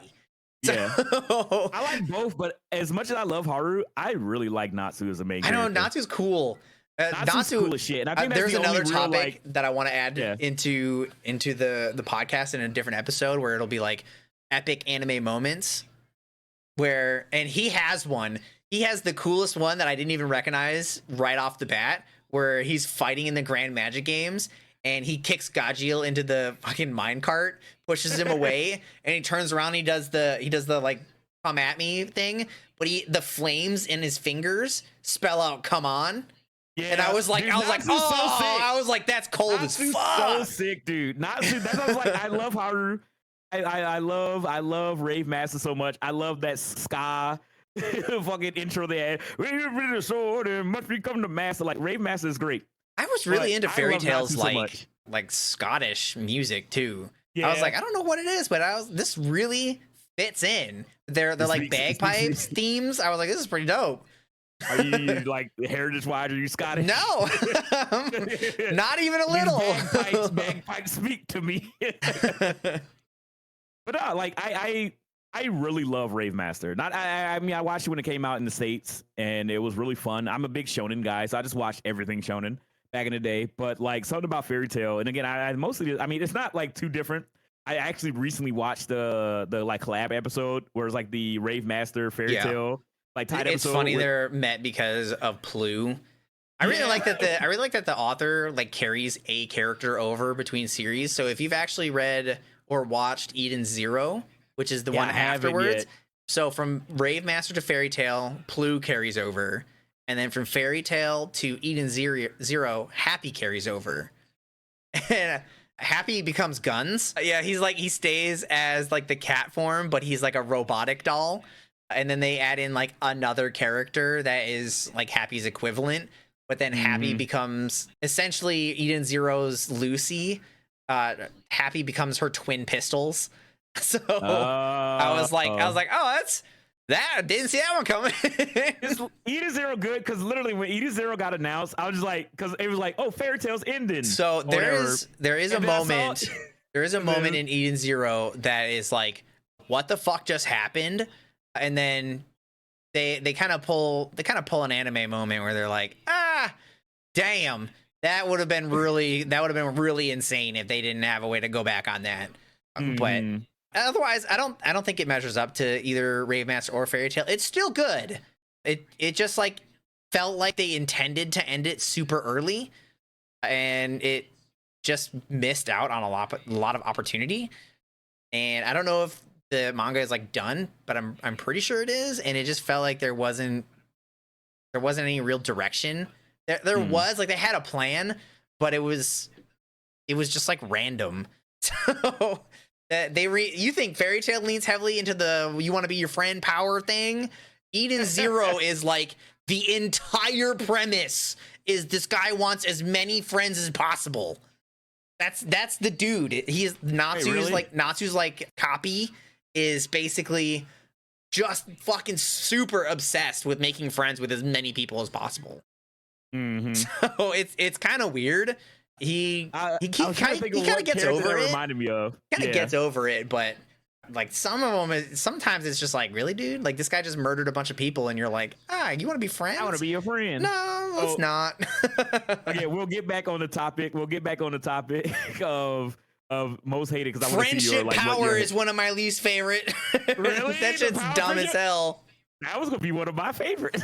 That's one of my least favorite. As long as they do it well, it's good. But if they're just like random power up because friends, that's dumb. I will say this. If you got your ass kicked and then you're like, I remember my friends this one time, they believed in me, and now you're suddenly stronger than your opponent who just wiped the floor with you. Nah, that doesn't make any sense. So But what I love is subverting expectations. And again, I don't give Black Clover a lot of props for stuff, but I will give him for Yami. I love that Yami is like this old grizzled used to be main character, and he's just like getting his ass beat. He was like, don't worry, guys. I'm sure I'm gonna get a power boost or something later. It'll be fine. And he's just like getting this. He's like, well, normally what happens is they kind of did like the same thing that My Hero did, where they're like, push yourself beyond your limits. Yeah. They just had like a term for it in My Hero, and then he just like spelled the whole thing out every time. And you never really expected the captain to like do that, because like all the other anime kind of set you up for the captains to just be like, that's how strong they are, and then that's kind of the level that everybody else is trying to go up to. And then when he also starts to grow, you're like, oh, wait a minute, everybody has depth here. This guy isn't a goal, he is just a guy that is also getting stronger. Should I give Black Clover another chance? I was 50 episodes in during the pandemic. What was the last thing you remember? Because 50 episodes, I think if you have seen Yami versus the Midnight Sun, I think it was, or Midnight Eye or whatever, if you've seen it and you still don't like it, then there's not really. The thing was, I was enjoying it. Like at that point, I was enjoying it. The only thing that happened is I got a promotion where I had to actually pay attention to my job. So I just stopped watching anime and I started listening to podcasts instead because I was like, I can't focus on Black Clover because I was actually getting invested. I was just like, it took me 50 fucking episodes, but I was actually getting invested in the show because the Midnight Sun thing was cool. So it is good. I was like, fuck, I got responsibilities now. The twist that comes with that group is fucking wild. So like it is pretty good. I would say they do have the most plot armory moment I've ever seen, and I literally had to go back a couple chapters because I was like, ain't no fucking way. Dude was literally brink of death, and they were just like, by the way, this guy breaks all of the rules, and they did it in one panel, and I'm like, what? and so like, oh, I can't even tell you without it being a spoiler, but it's so fucking bad. It's so bad. I need a good popcorn show. I feel like Black Clover is a popcorn show. They haven't gotten to it in the anime yet, but they did it in the manga. And when I was reading it, I just could not believe it. I was like, there's no fucking way that they just did that. It was like, it was even worse than like a Dragon Ball Z plot armor moment. Damn. Yeah, I was like, I've literally never seen a more egregious moment where it's like nobody should have been able to win here without this power up. And then they were just like, oh, by the way, this is just kind of how it works now. Oh, and he's a master at it. And it's like, what? I guess I'll get to that at some point. But yeah, I guess instead of us talking negatively, because again, a lot of negativity can run through the anime community. So let's talk about some of our favorite anime tropes. And one of mine is, again, I'm a shonen boy. I guess it's going to tie into like kind of two. I love power-ups in anime. I'm not even gonna lie. Just call me brain dead, simple caveman anime fan. But I love a Super Saiyan transformation. I love like all of that is. I love when the main character gets like an upgrade in power, and you get to transform into a new form, and they learn a new ability. Because again, I love training. I love seeing a character work hard and go through all this training, and you learn. The gear system in One Piece is also incredible. Like Gear Second was so cool to me. That was such an epic moment. Like first time Luffy he did it, Luffy gets his first power up like 300-400 chapters into fucking One Piece or whatever the hell it was. Yeah, you start to believe that he doesn't even get one. He just like is gonna incrementally get stronger, and then he gets like a form, and you're like, wait a minute. Yeah, like that's insane to me, and I love the gear system. Like it's so cool. Like because my favorite thing about Luffy just in general as a character, and what made me love One Piece was his creativity with his moves. And that was how he win most of his fights. It's just like he will come up with a weird move that he could use with it. He's the only person that could do it because his weird rubber body. And he would beat somebody with like a crazy ass move or just like going hard and punching shit out of people. And it's kind of like seeing that evolve over time. And again, Dragon Ball Z has the iconic, like the Super Saiyan transformation against Frieza is fucking iconic. And it's awesome. I will always mark the fuck out for a anime transformation, man. Again, Ultra Instinct. I mean, how many times have we gotten the Super Saiyan transformation over and over again? Oh yeah, when Ultra Instinct hit. No, dun dun dun dun. Start playing. I'm going crazy, man. The Tournament of Power was ass week to week, but when he went Ultra Instinct, that shit was hype as fuck. Like I saw the clips, and I didn't actually watch Super, but I thought the Tournament of Power looked like it was a ton of fun. It's awesome. Not week to week. Week to week, it kind of sucked. But the Tournament of Power was really cool. Getting to see characters like Roshi and Gohan and Krillin and Tien like fight, even though Tien didn't really do anything. But yeah, the Tournament of Power is really sick. Just week to week, it was kind of like ass. Super was very hit and miss, but God, the Jiren fight and like everything with that was so cool. And having 17 get his moment, like, so cool. But Ultra Instinct is awesome. I will always get excited for a character transforming into something else. You know what I mean? That's one of my favorite tropes. I think mine is in the same vein, but I don't like power-ups per se. Power-ups kind of feel like a cheap cop like out. A good old fashioned ass pull. Come on, man. Yeah, they just feel like they didn't earn that upgrade. Like they did all this hard work, didn't get it, and then they got shit on, and now they suddenly get it. It's like it kind of undermines their hard work a little bit. Yeah, but if it's done poorly, then yes. But there's some good transformations, some good evolutions. Yeah, I mean, there's some, but I like it in the same vein where I like the near-death moments where they overcome it. My all-time favorite moment in any anime ever, Danmachi Episode 8 has the fucking coolest 1v1 of all time. Shit. I do not care what anybody else thinks about it. Danmachi Episode 8 versus the Minotaur is the coolest fucking thing ever to me. Shut up. You finally broke the don't read chat rule and just tell Deuce and shut up. It's so good. It's so good. It was so cleanly animated, and it put so much power into it. And Danmachi has multiple moments where they do that. It's so good. And he didn't like get a power up. He doesn't have a cool ability. He does get a cool ability, but it's not in play here. So, but there's so many instances where it's just like super awesome, and other animes do it like scarcely, but they should do it more often where the fight needs to be close, but they're losing, and then they like overcome it. Overcoming the dangerous situation is the best part. But if you do a power up in the middle of getting your ass whooped, it feels like a cop out. Feels just like, I didn't really know how to do this, so I just made him stronger. That's not that great. I don't like that.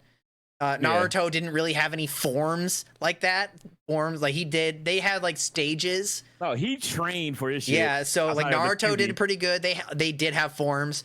Their forms. None of the forms like came in the middle of combat where it was like suddenly you're stronger. The one time that Naruto did get forms, he was out of control, so that still felt like it was fine. Other animes, I don't know many anime that do it like that. A lot of them like to just give them a form, because the form is like a good is like that as well. Or the form is a good marker for like, this is where they get stronger, and it's just like it's really easy to come back to those points, but it's a lot harder to be like, oh, he almost died here and then didn't. It's a lot harder to come back to those.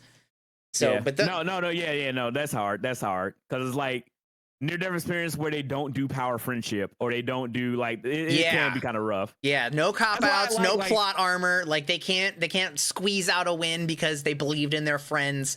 The one that made Danmachi so good was that he was just like hardcore.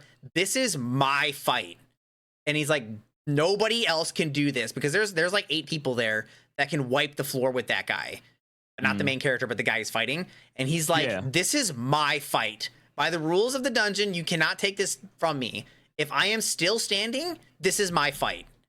And he fights it all the way to the end. And then he pulls a Rock Lee and passes out on his feet.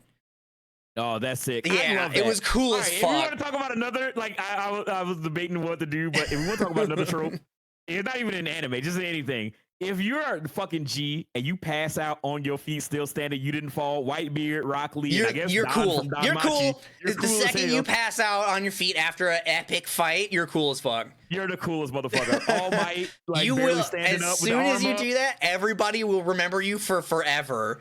You're a legend. You're literally a statue. You're going down in history as the most gangster dude. Like, it's so fucking sick. I love it.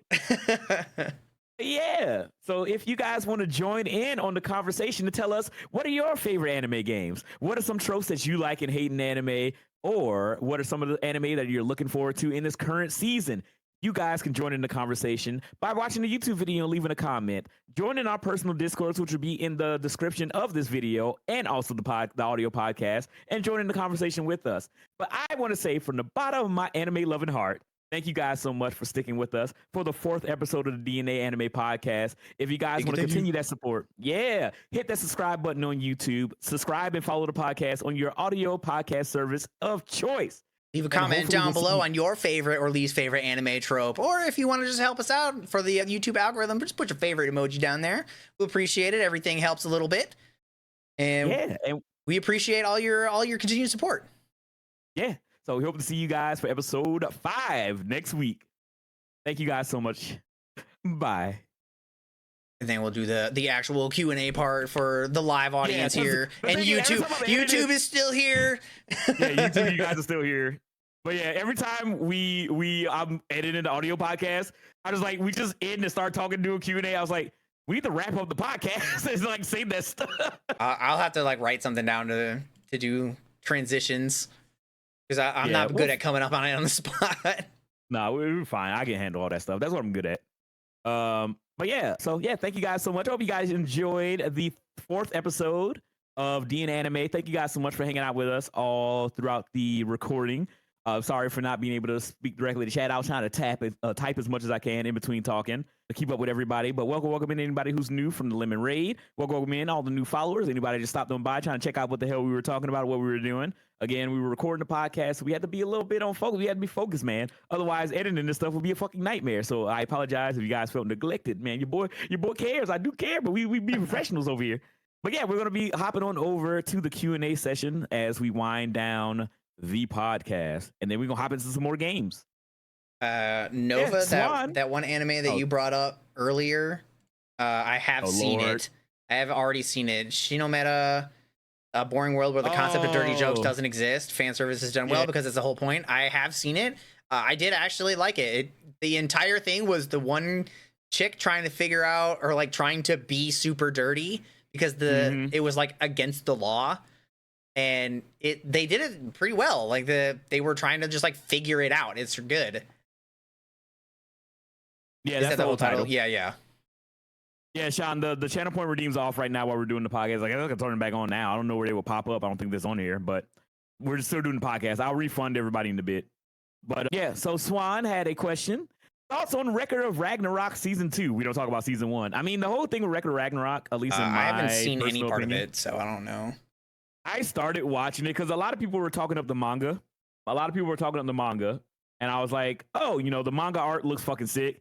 I'm excited for the anime because it's like one of those Netflix animes. And I was like, it's like Baki and King and Ashura. It was like all these like fighting anime that are coming out on Netflix. And I was very excited because I love martial arts and fighting. And Baki shonen was good. Ken and Ashura or whatever the fuck it was. That made me feel super weird. I did not like the animation movement of it. Oh yeah, they did like CGI. the CG. Yeah, they did the CGI thing, and they did it really bad.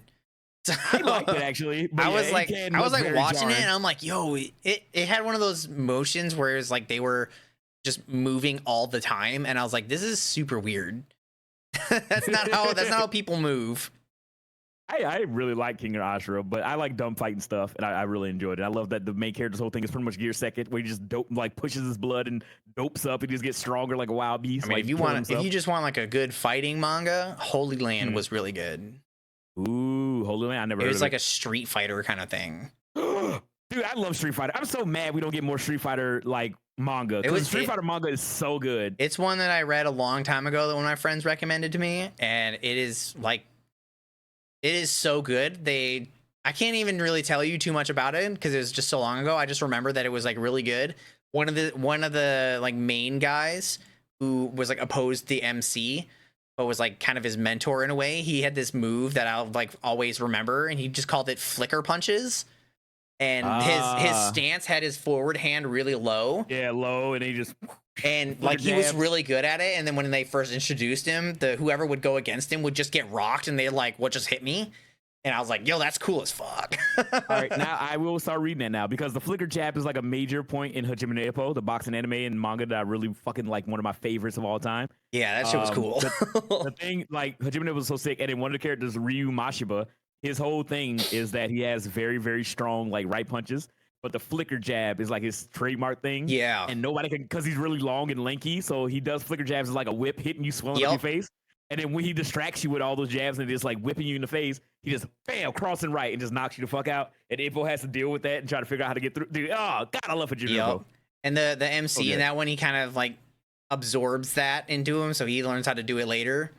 Please DM me that because I would 100% love that. I love martial arts.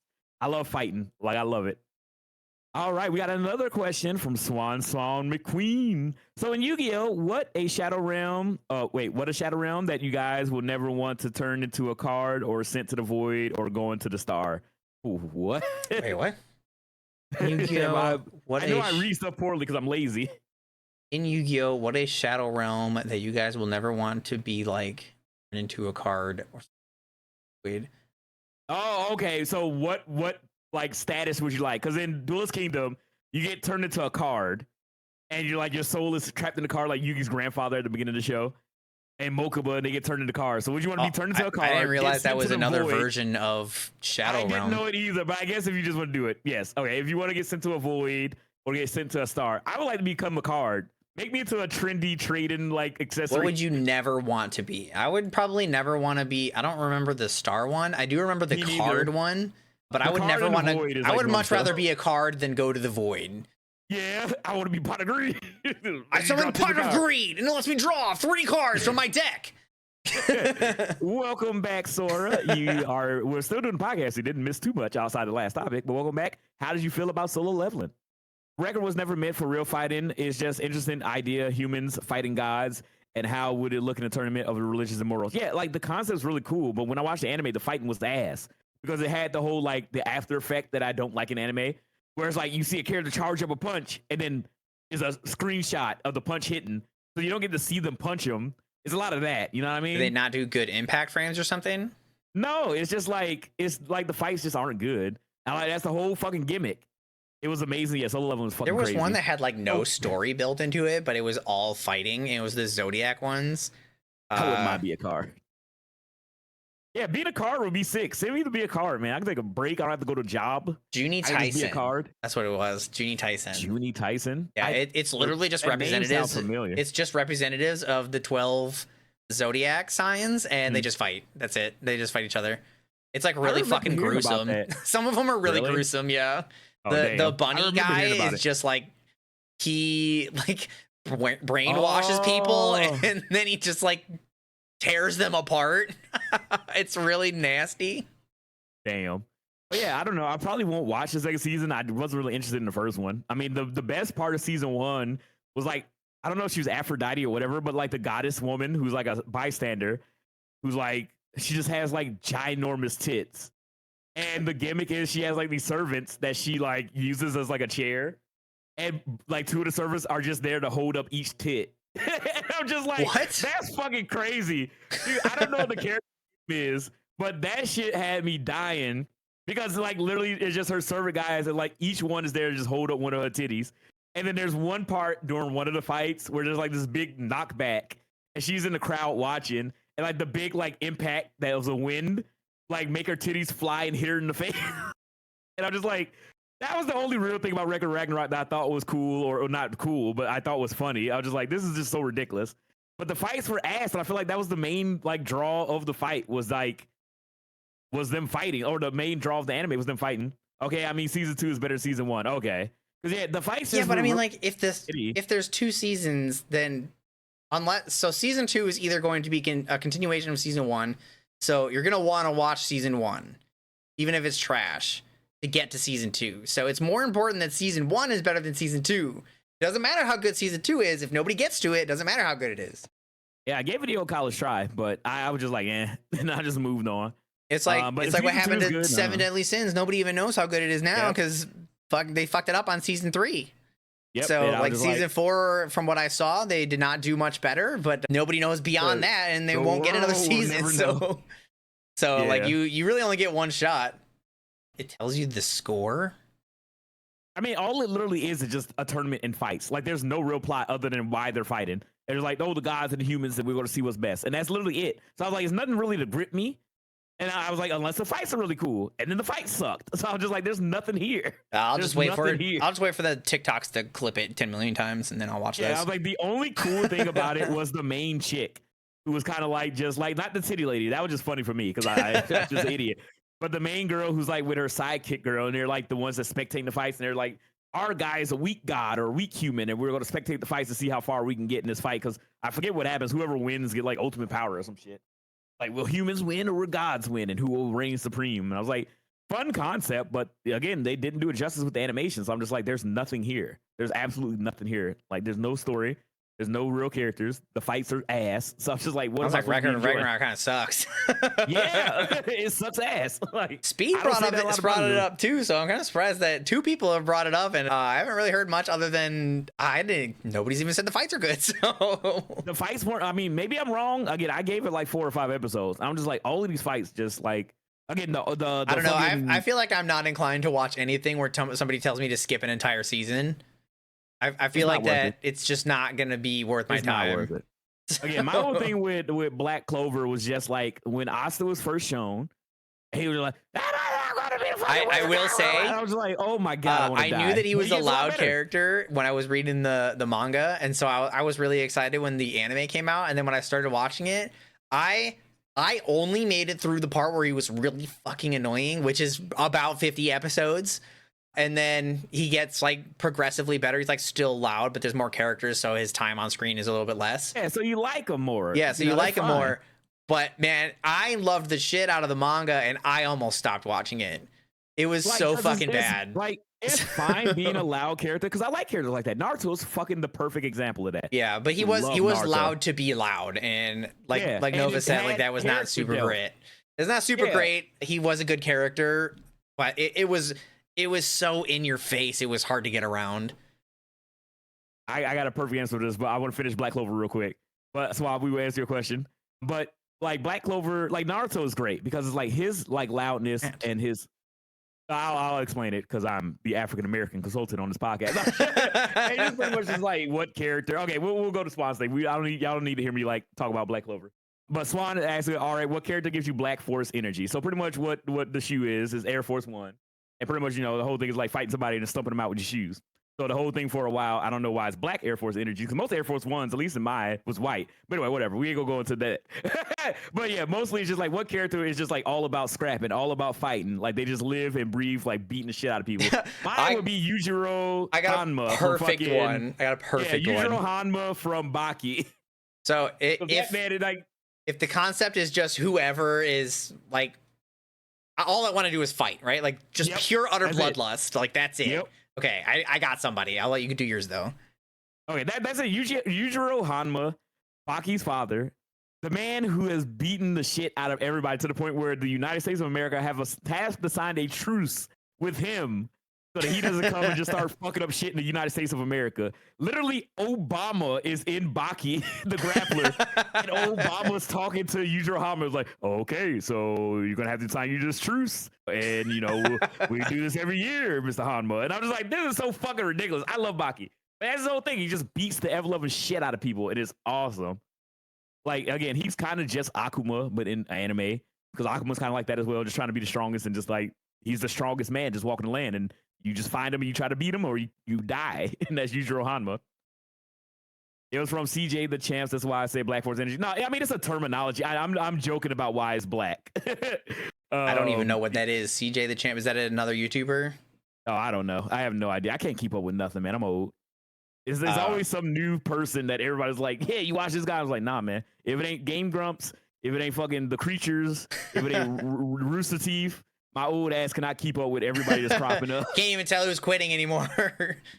I have no goddamn clue. But my one character that is all hands all the time, I don't know if he's in the anime yet, but he's in the manga, and he's very important in the manga. His name is Feng. He's in Undead Unluck. I think his negator ability was called Unfade. I don't remember what it does, but it's just like, all he wants to do ever is just fight the strongest dude in the general vicinity. If it exists and it can fight, he will fight it. Yeah. And he just loves like and he's like built into one of the other negators. His like backstory is built into one of the other ones, and he just like exists specifically to kick that guy's ass. That's like all he does is fight that guy. It's so funny that he's like so over the top over it, and then like later on he ends up losing to the little girl Fuko. He ends up losing to her, and then he gets obsessed with fighting her because she beat him. What the fuck does she do other than just run with her? I cannot tell you how she manages to do it without it being a massive spoiler. I'm gonna watch it and probably start reading Under the Luck. I doubt the anime will get to the part where she beats him. It is that's what I'm quite gonna far read down after. the line. Yeah, I'm gonna read after because again, I gave it a shot. And I was like, "Ooh, the art cool. I like it. I like Andy's whole power." But I'm just like, I just think this is weird. Why is this a thing? Why you keep feeling up? Fortunately, he does stop. Yeah, because he does that like really aggressively at the start. And then when she like clarifies her power, she has to like you for that to work. Then he just like he's like, my entire existence will be to make you fall for me. So he does like, Yeah, he does more chivalrous things later on. So it's just like at the beginning it's kind of weird because he thinks it's just the most physical contact that you can do. Adds he's like, onto it, and I'm just like, all right, man, what the fuck? yeah. He's like, yeah, let's fuck it. But yeah, he basically once she explains the like fondness connection to it, he basically stops it in full force. Okay, So- perfect. I'll go back. Now the anime's out, and I know that it's not going to be dead on arrival like I thought it was going to be, like the other mangas I was reading. I'll go back to it and Dude, I went invest back to some time read into it. the Kubo Bleach's author. I went back read his previous one, Zombie Powder, and it was pretty good, but it was only 26 chapters, and I was like, it just ends in a random spot, and I'm like, you really just stopped right here? That's how it be sometimes. That's how it be. Just shit would just end. I'm just like, fuck. But yeah, that's the whole thing. And I guess another character I throw in the Black Forest energy thing, I'll just throw in there because I feel like it speaks for itself. Yusuke Urameshi. Yusuke motherfucking Urameshi will throw hands with anybody. I'm talking about Black Clover. Luck does the same thing in Black Clover. Yeah, Luck as well. I like Luck. I just felt like Black Clover, my whole thing was, I feel like I'm a hater on Black Clover, and I'm not. I actually enjoy the show. I just felt like for a while, you just keep needing to caveat the first 50 episodes, and it's like, we all know Asta sucked at the beginning, all right? It's the rest of it that matters. I still wasn't even that bad, like after you get used to it or whatever, because I kind of like his character and I like his relationship with his brother and stuff like that. My main thing was like when you meet all the Black Bulls, I'm like, they all just feel like anime trope the character. This one likes food. This one likes his sister. This one, I'm just like, is there no depth here? And then the only one I feel like had depth was Yami, and I was like, oh, Yami's cool. The big drunk witch. Actually, the womanizer, the dude Finral, and the witch, they have the deepest characters. Everyone else is like just kind of surface level, whatever. You know, the Magna is just the delinquent, I'm gonna rough you up kind of dude, and then Luck is just like, I want to fight everybody. Charmy is like the food person, but there's like another side to Charmy that you find out way later. But the only ones that have like really good character development and change and stuff like that is Finral and Vanessa. They're the best ones. Ghost, he's fucking trash. He doesn't ever get any better. He's garbage. Who is that? Is that the Mirror Man? dude? Yeah, sister dude. Yeah, he never gets any better. He's just a dick all the way through. Fuck that guy. He's a terrible character. His power is cool. He's got cool power. Completely ruined by his character development, which is none. Oh my goodness. Well, I'll try to get back into Black Clover. I can't English. It's been a long day of talking. All right, so Swan's got another question. This will be the last one, or probably the last one we ask or answer, unless somebody else got anything else. But last one from Swans. What character that died made you the angriest and saddest? So I can give mine. This will be off the top of my head, and it's a spoiler. Obviously, these will be massive spoilers for whatever show. Oh, I'll let you address that. Hey, Speed, 15 months. Thank you. Welcome on in. Yeah, if you guys don't know on YouTube, we're Twitch streamers. Come follow us. Oh, yeah, We're funny. Thank you for the 15 months on Twitch. You say we're funny? We're funny. We're likable guys. I'm hilarious. The whole podcast. Yeah, we're the best. Come follow us. Not shit. If you're on episode 4 right now and you still don't believe that we're funny, what are you doing here? Yeah, what are you doing? What kind of gaslighting you doing to yourself? Maybe you'll like episode 5. Stick around for that one. Yeah, never leave. I get sad. But yeah, we can use haters in the comments too. We'll farm you for engagement. Oh my goodness. All right. So the saddest character for me, in all honesty, and this will be a spoiler for Fullmetal Alchemist or Fullmetal Alchemist Brotherhood as well, because they did it twice. Fuck me, right? But his mace is Lieutenant Hughes. That shit fucking killed me, dude. Like, I love Hughes so much. He's one of my favorite characters in that show. And I agree with you, but there is a funny story that is now tied to Hughes, and it's Duke's fault. Because Hughes was like one of my all-time like best deaths or whatever, kind of like how yours is. But she said that she watched Full Metal, but she cannot for the life of her remember Maze Hughes. Yeah. So I have been yelling at her about Maze Hughes since we met. Well, see, that's how we are. We try to tell you about fucking Bonesaw. Spider-Man. I don't know what that is. I was like, Bonesaw's ready. But I looked it up and I was like, okay, now I know. And I showed her pictures and scenes, and he was the most important character. It wasn't just like the 5 minutes in one of the movies. He was one of the most important characters in the show. How did you miss 80% of the show? It's been a decade, bro. No, you get no breaks. You don't get a break like this. The dog daughter was more memorable, but he spent half the episode or half the seasons reminiscing about his daughter. It's like it's his connection to that daughter made you really respect or not respect, but like freak out over the chimera moment because like you knew that there was a world outside of the alchemy, and it was like, what if that was Maze Hughes' daughter instead of just his? Because that guy was just a dick. Yeah. All right, I'll be right back. Okay, I'll keep going on with questions. Yeah, keep talking. Let's see, what character made me the angriest? I don't think I've ever been angry at a anime death. I don't think I think my answer can probably be the same. So I got close to answering it before where it was Gaara that impacted me the most. But I think the one that made me both the angriest and the saddest was also in Naruto, and it was Jiraiya's. It made me angry because it felt like he didn't deserve that loss. He was gonna win, and then it was just like, by the way, there's more. And then he lost, and then like how he died was like so sad when he was descending into the water, just full of puncture wounds. That was some of the most like tear-jerking shit. MC Death and Angel Beats hit so hard. That one too, wasn't it? Oh, I can't even. Oh, it's a spoiler, but yeah, that one was also really bad. Because like you didn't see that one coming. The one in Angel Beats, you just never saw it coming. Jumping that way. The death that hit me the most was from Re-Killa. There were so many deaths I was crying. What is Re-Killa?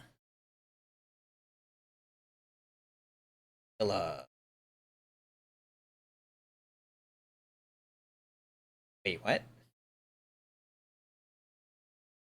Is that the name of the show? Re-Killa? Yeah, Re-Killa just comes up with like a bunch of SoundCloud stuff.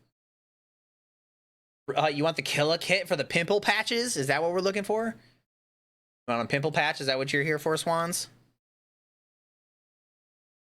All right, we back. You know what Re-Killa is? Re-Killa? Yeah. Not like a cool ass rap name. It's on SoundCloud. Wait, is it? Yeah. Swan says the death that hit me the most was from Re-Killa. There were so many deaths I was crying and shouted the wrong name. What wrong with this show? But I don't even see that show. Can't even look it up. The Naruto character you're talking about when he died and they jumped him? Yeah. Jiraiya, because he beat the three. He beat the three, and then he was like, you thought that he was safe because you saw him killing the three, and then you saw the other three, and then the six were there, and you're like, that's trash. He won. Dude, I was fucking furious.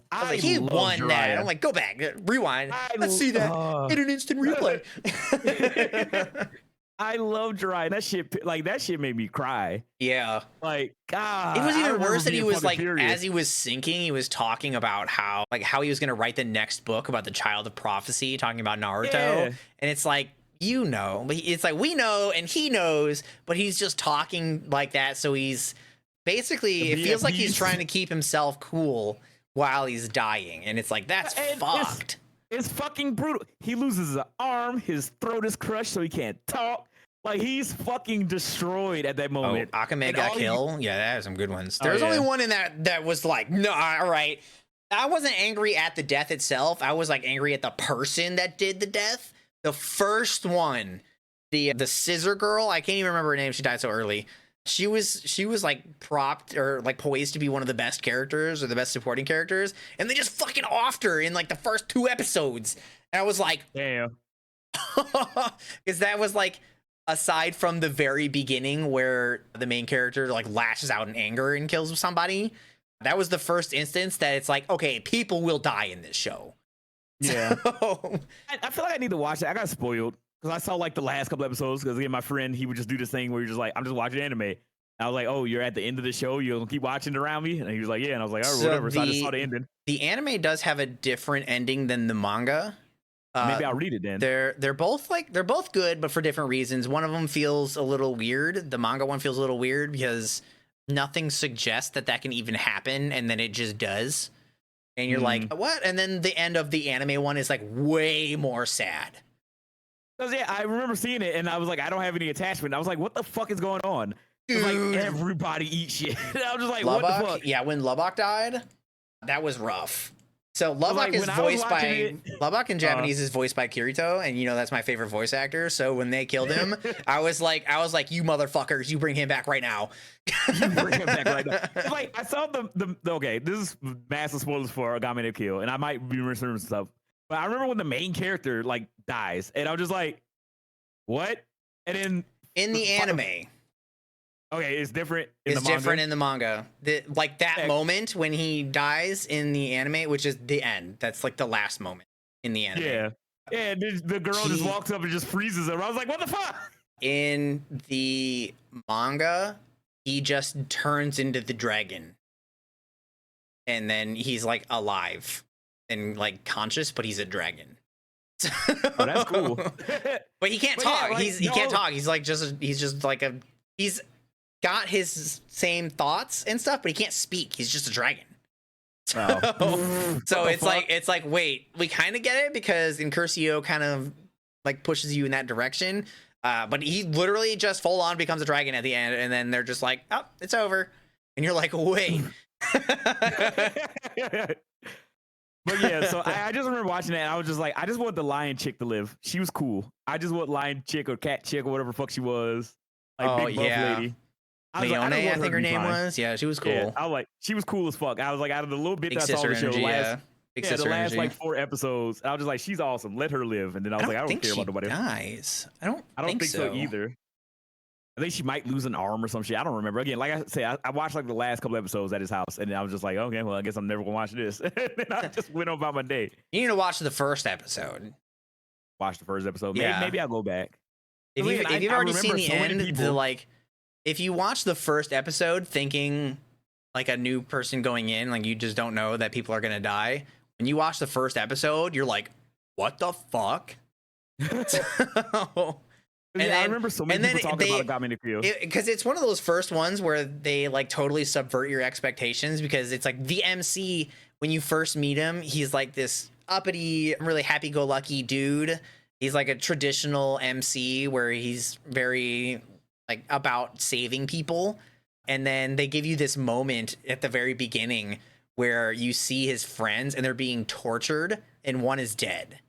And you're like, and it's like, it's not a pretty picture. Like they are actively being tortured. And when he finds out that it's the person that is like housing him at the moment, and that's when you get introduced to Night Raid, which is the group.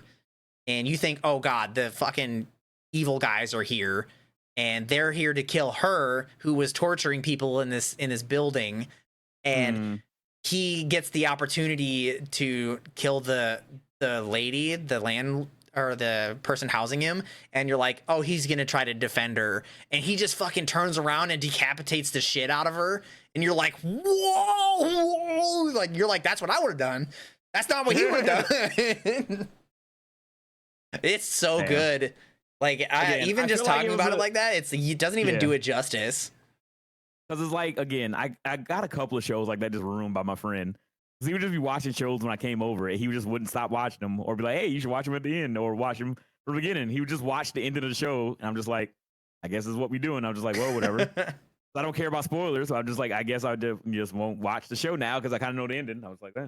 But if it's good enough, I'll go back and watch it. Some of the best part about anime is like the ending is usually not the best part. Yeah, normally it's the worst in most cases because they don't get a full fucking anime Yeah, they translation. fuck it up at the end. I'll say this: Okay. I'm not surprised that none of you didn't know what happened to the Lion Lady. It's just been a while. Yeah, I don't remember because I didn't watch it. I just know that she was the coolest character I saw, and I was just like, all right, she Can't remember because I remember at the very end the leader was still alive and Akame was still alive, but I don't remember what happened to Leone afterwards. I'm pretty sure she was still alive. I'm pretty sure she did lose her arm, but I don't remember. It doesn't matter. I got it separated onto another track. It can be removed. And, yeah, it can be removed just like you know. You just I'll rub you out. But what's up, Speed? How you doing, man? How you doing? How you living? How's it going? The meows are also on the separate track, so you don't have to feel bad about that. We're just fine. We just like make people go insane to be like, what the fuck was that? Is there a cat in my house? Yeah, Nova likes posting meow like 87 times. Made me put a cooldown on it. I mean, that's I'm telling you, man. That's the secret sauce, Vix. Like you gotta have no Speed. Just stay here on this side. Damn. Don't leave the boy. But no, the cool thing about it is like you set that stuff low so people use it. And I told everybody at the beginning, back when I was a smaller streamer, I was like, handshake deal, as long as you guys don't abuse the thing, I won't change anything. Have fun with it. This stuff started getting spammed, and I was just like, because literally all of them would just like, and Alcatraz knows this, they would literally just play every channel point redeem at the same time. So it was just music and shit flat on the screen. And like, this is funny for a clip or something like that. But I was like, then I gotta change it. Swans on my channel, there is an automatic command that if you type the word meow in my chat, don't tell. Swan, go to Vix's channel. His name is in the link of the stream, the little ad. Go to his channel and we'll wait for a second because Nova's fucking spamming it. No, it's per user. It's per user. It's per user. Yeah, okay, so perfect. each person can still send it. Nova can't spam anymore. So you can see what happens. It was funny when someone follow you, tell everyone to spam. Yeah, as a channel point like commercial essentially. Somebody would follow me, and then I was like, "All right, everybody, let's start the chaos," and then everybody would blast off with channel point redeems. That was fun, but then it got to the point it doesn't work like, when he tries it. Oh my god! So that's kind of the joke with it, is that it only works like 70% of the time. But yeah, so there's a lot of old clips of my stream. There you go. Yeah, none of my channel points are on. I tries to tell you. I can turn them on now. I mean, we're probably about to be it can done. only work with one person at a time because it is just a source that flickers on and off. I'll refund your points. But yeah, it was those crazy times where we had all the channel points and the AI TTS. Yeah, whenever Nova wants to get a little bit beside himself, because he likes to do it when I'm trying to read something. The other day I was like reading something and he did it like 8 times, and I was like, I'll put a cooldown on it. I gotta get people to use it so they know that it's there, and then you gotta be like, all right, I can't do this shit. This one I made specifically for Speed because he always came in and just said that. Meow, yeah. So I figured everybody could just like do a collective meow for him when he came in. So when he does it, it works. Me and my 295. Well, to be fair, it works when I did it. If you wanted to try it again, you can. Try it again. Try it again. It should work. Hey, if you guys are here and you enjoyed this live recording of the anime podcast, please, for the love of everything, go and follow and subscribe to the YouTube channel. I did something else, and if it works, it's gonna be cool as fuck. Oh my god! If I say DNA, does it work? Oh, you set up a voice command? Yeah, StreamerBot has voice commands, and I don't know how the layout works. As well, I never tried it actually. I had it work one time on something that I didn't want it to work on, and then I deleted it, and I forgot how it works. I don't know how you do voice commands. The idea was that I said DNA, and then it would then type !DNA and then put the link in the chat. But it doesn't work. So I know I could do something like that because I know Ronan did it. Something just popped in there. Did you do it? Yeah, I did it manually. All right, whatever. I'll work on this later. I'll try it out. But anyway, we just type it in. Go and hit the hey Siri. Go hit the phone shut up. What I'm about to say. But no, go subscribe to the podcast. The video podcasts are going up. The 3rd episode is ready to go. We're gonna review it and have it out this Tuesday. Like, subscribe, and leave a comment down below. Yeah, you guys get a week early advance essentially by watching it live. It's a week early since we're doing it like a week in advance. Yeah. Let's go. Hit that subscribe button. We're slowly but surely growing the YouTube channel as well as the podcast. Thank you guys so much for hanging out with us today. I appreciate it immensely. What the fuck? That's awesome.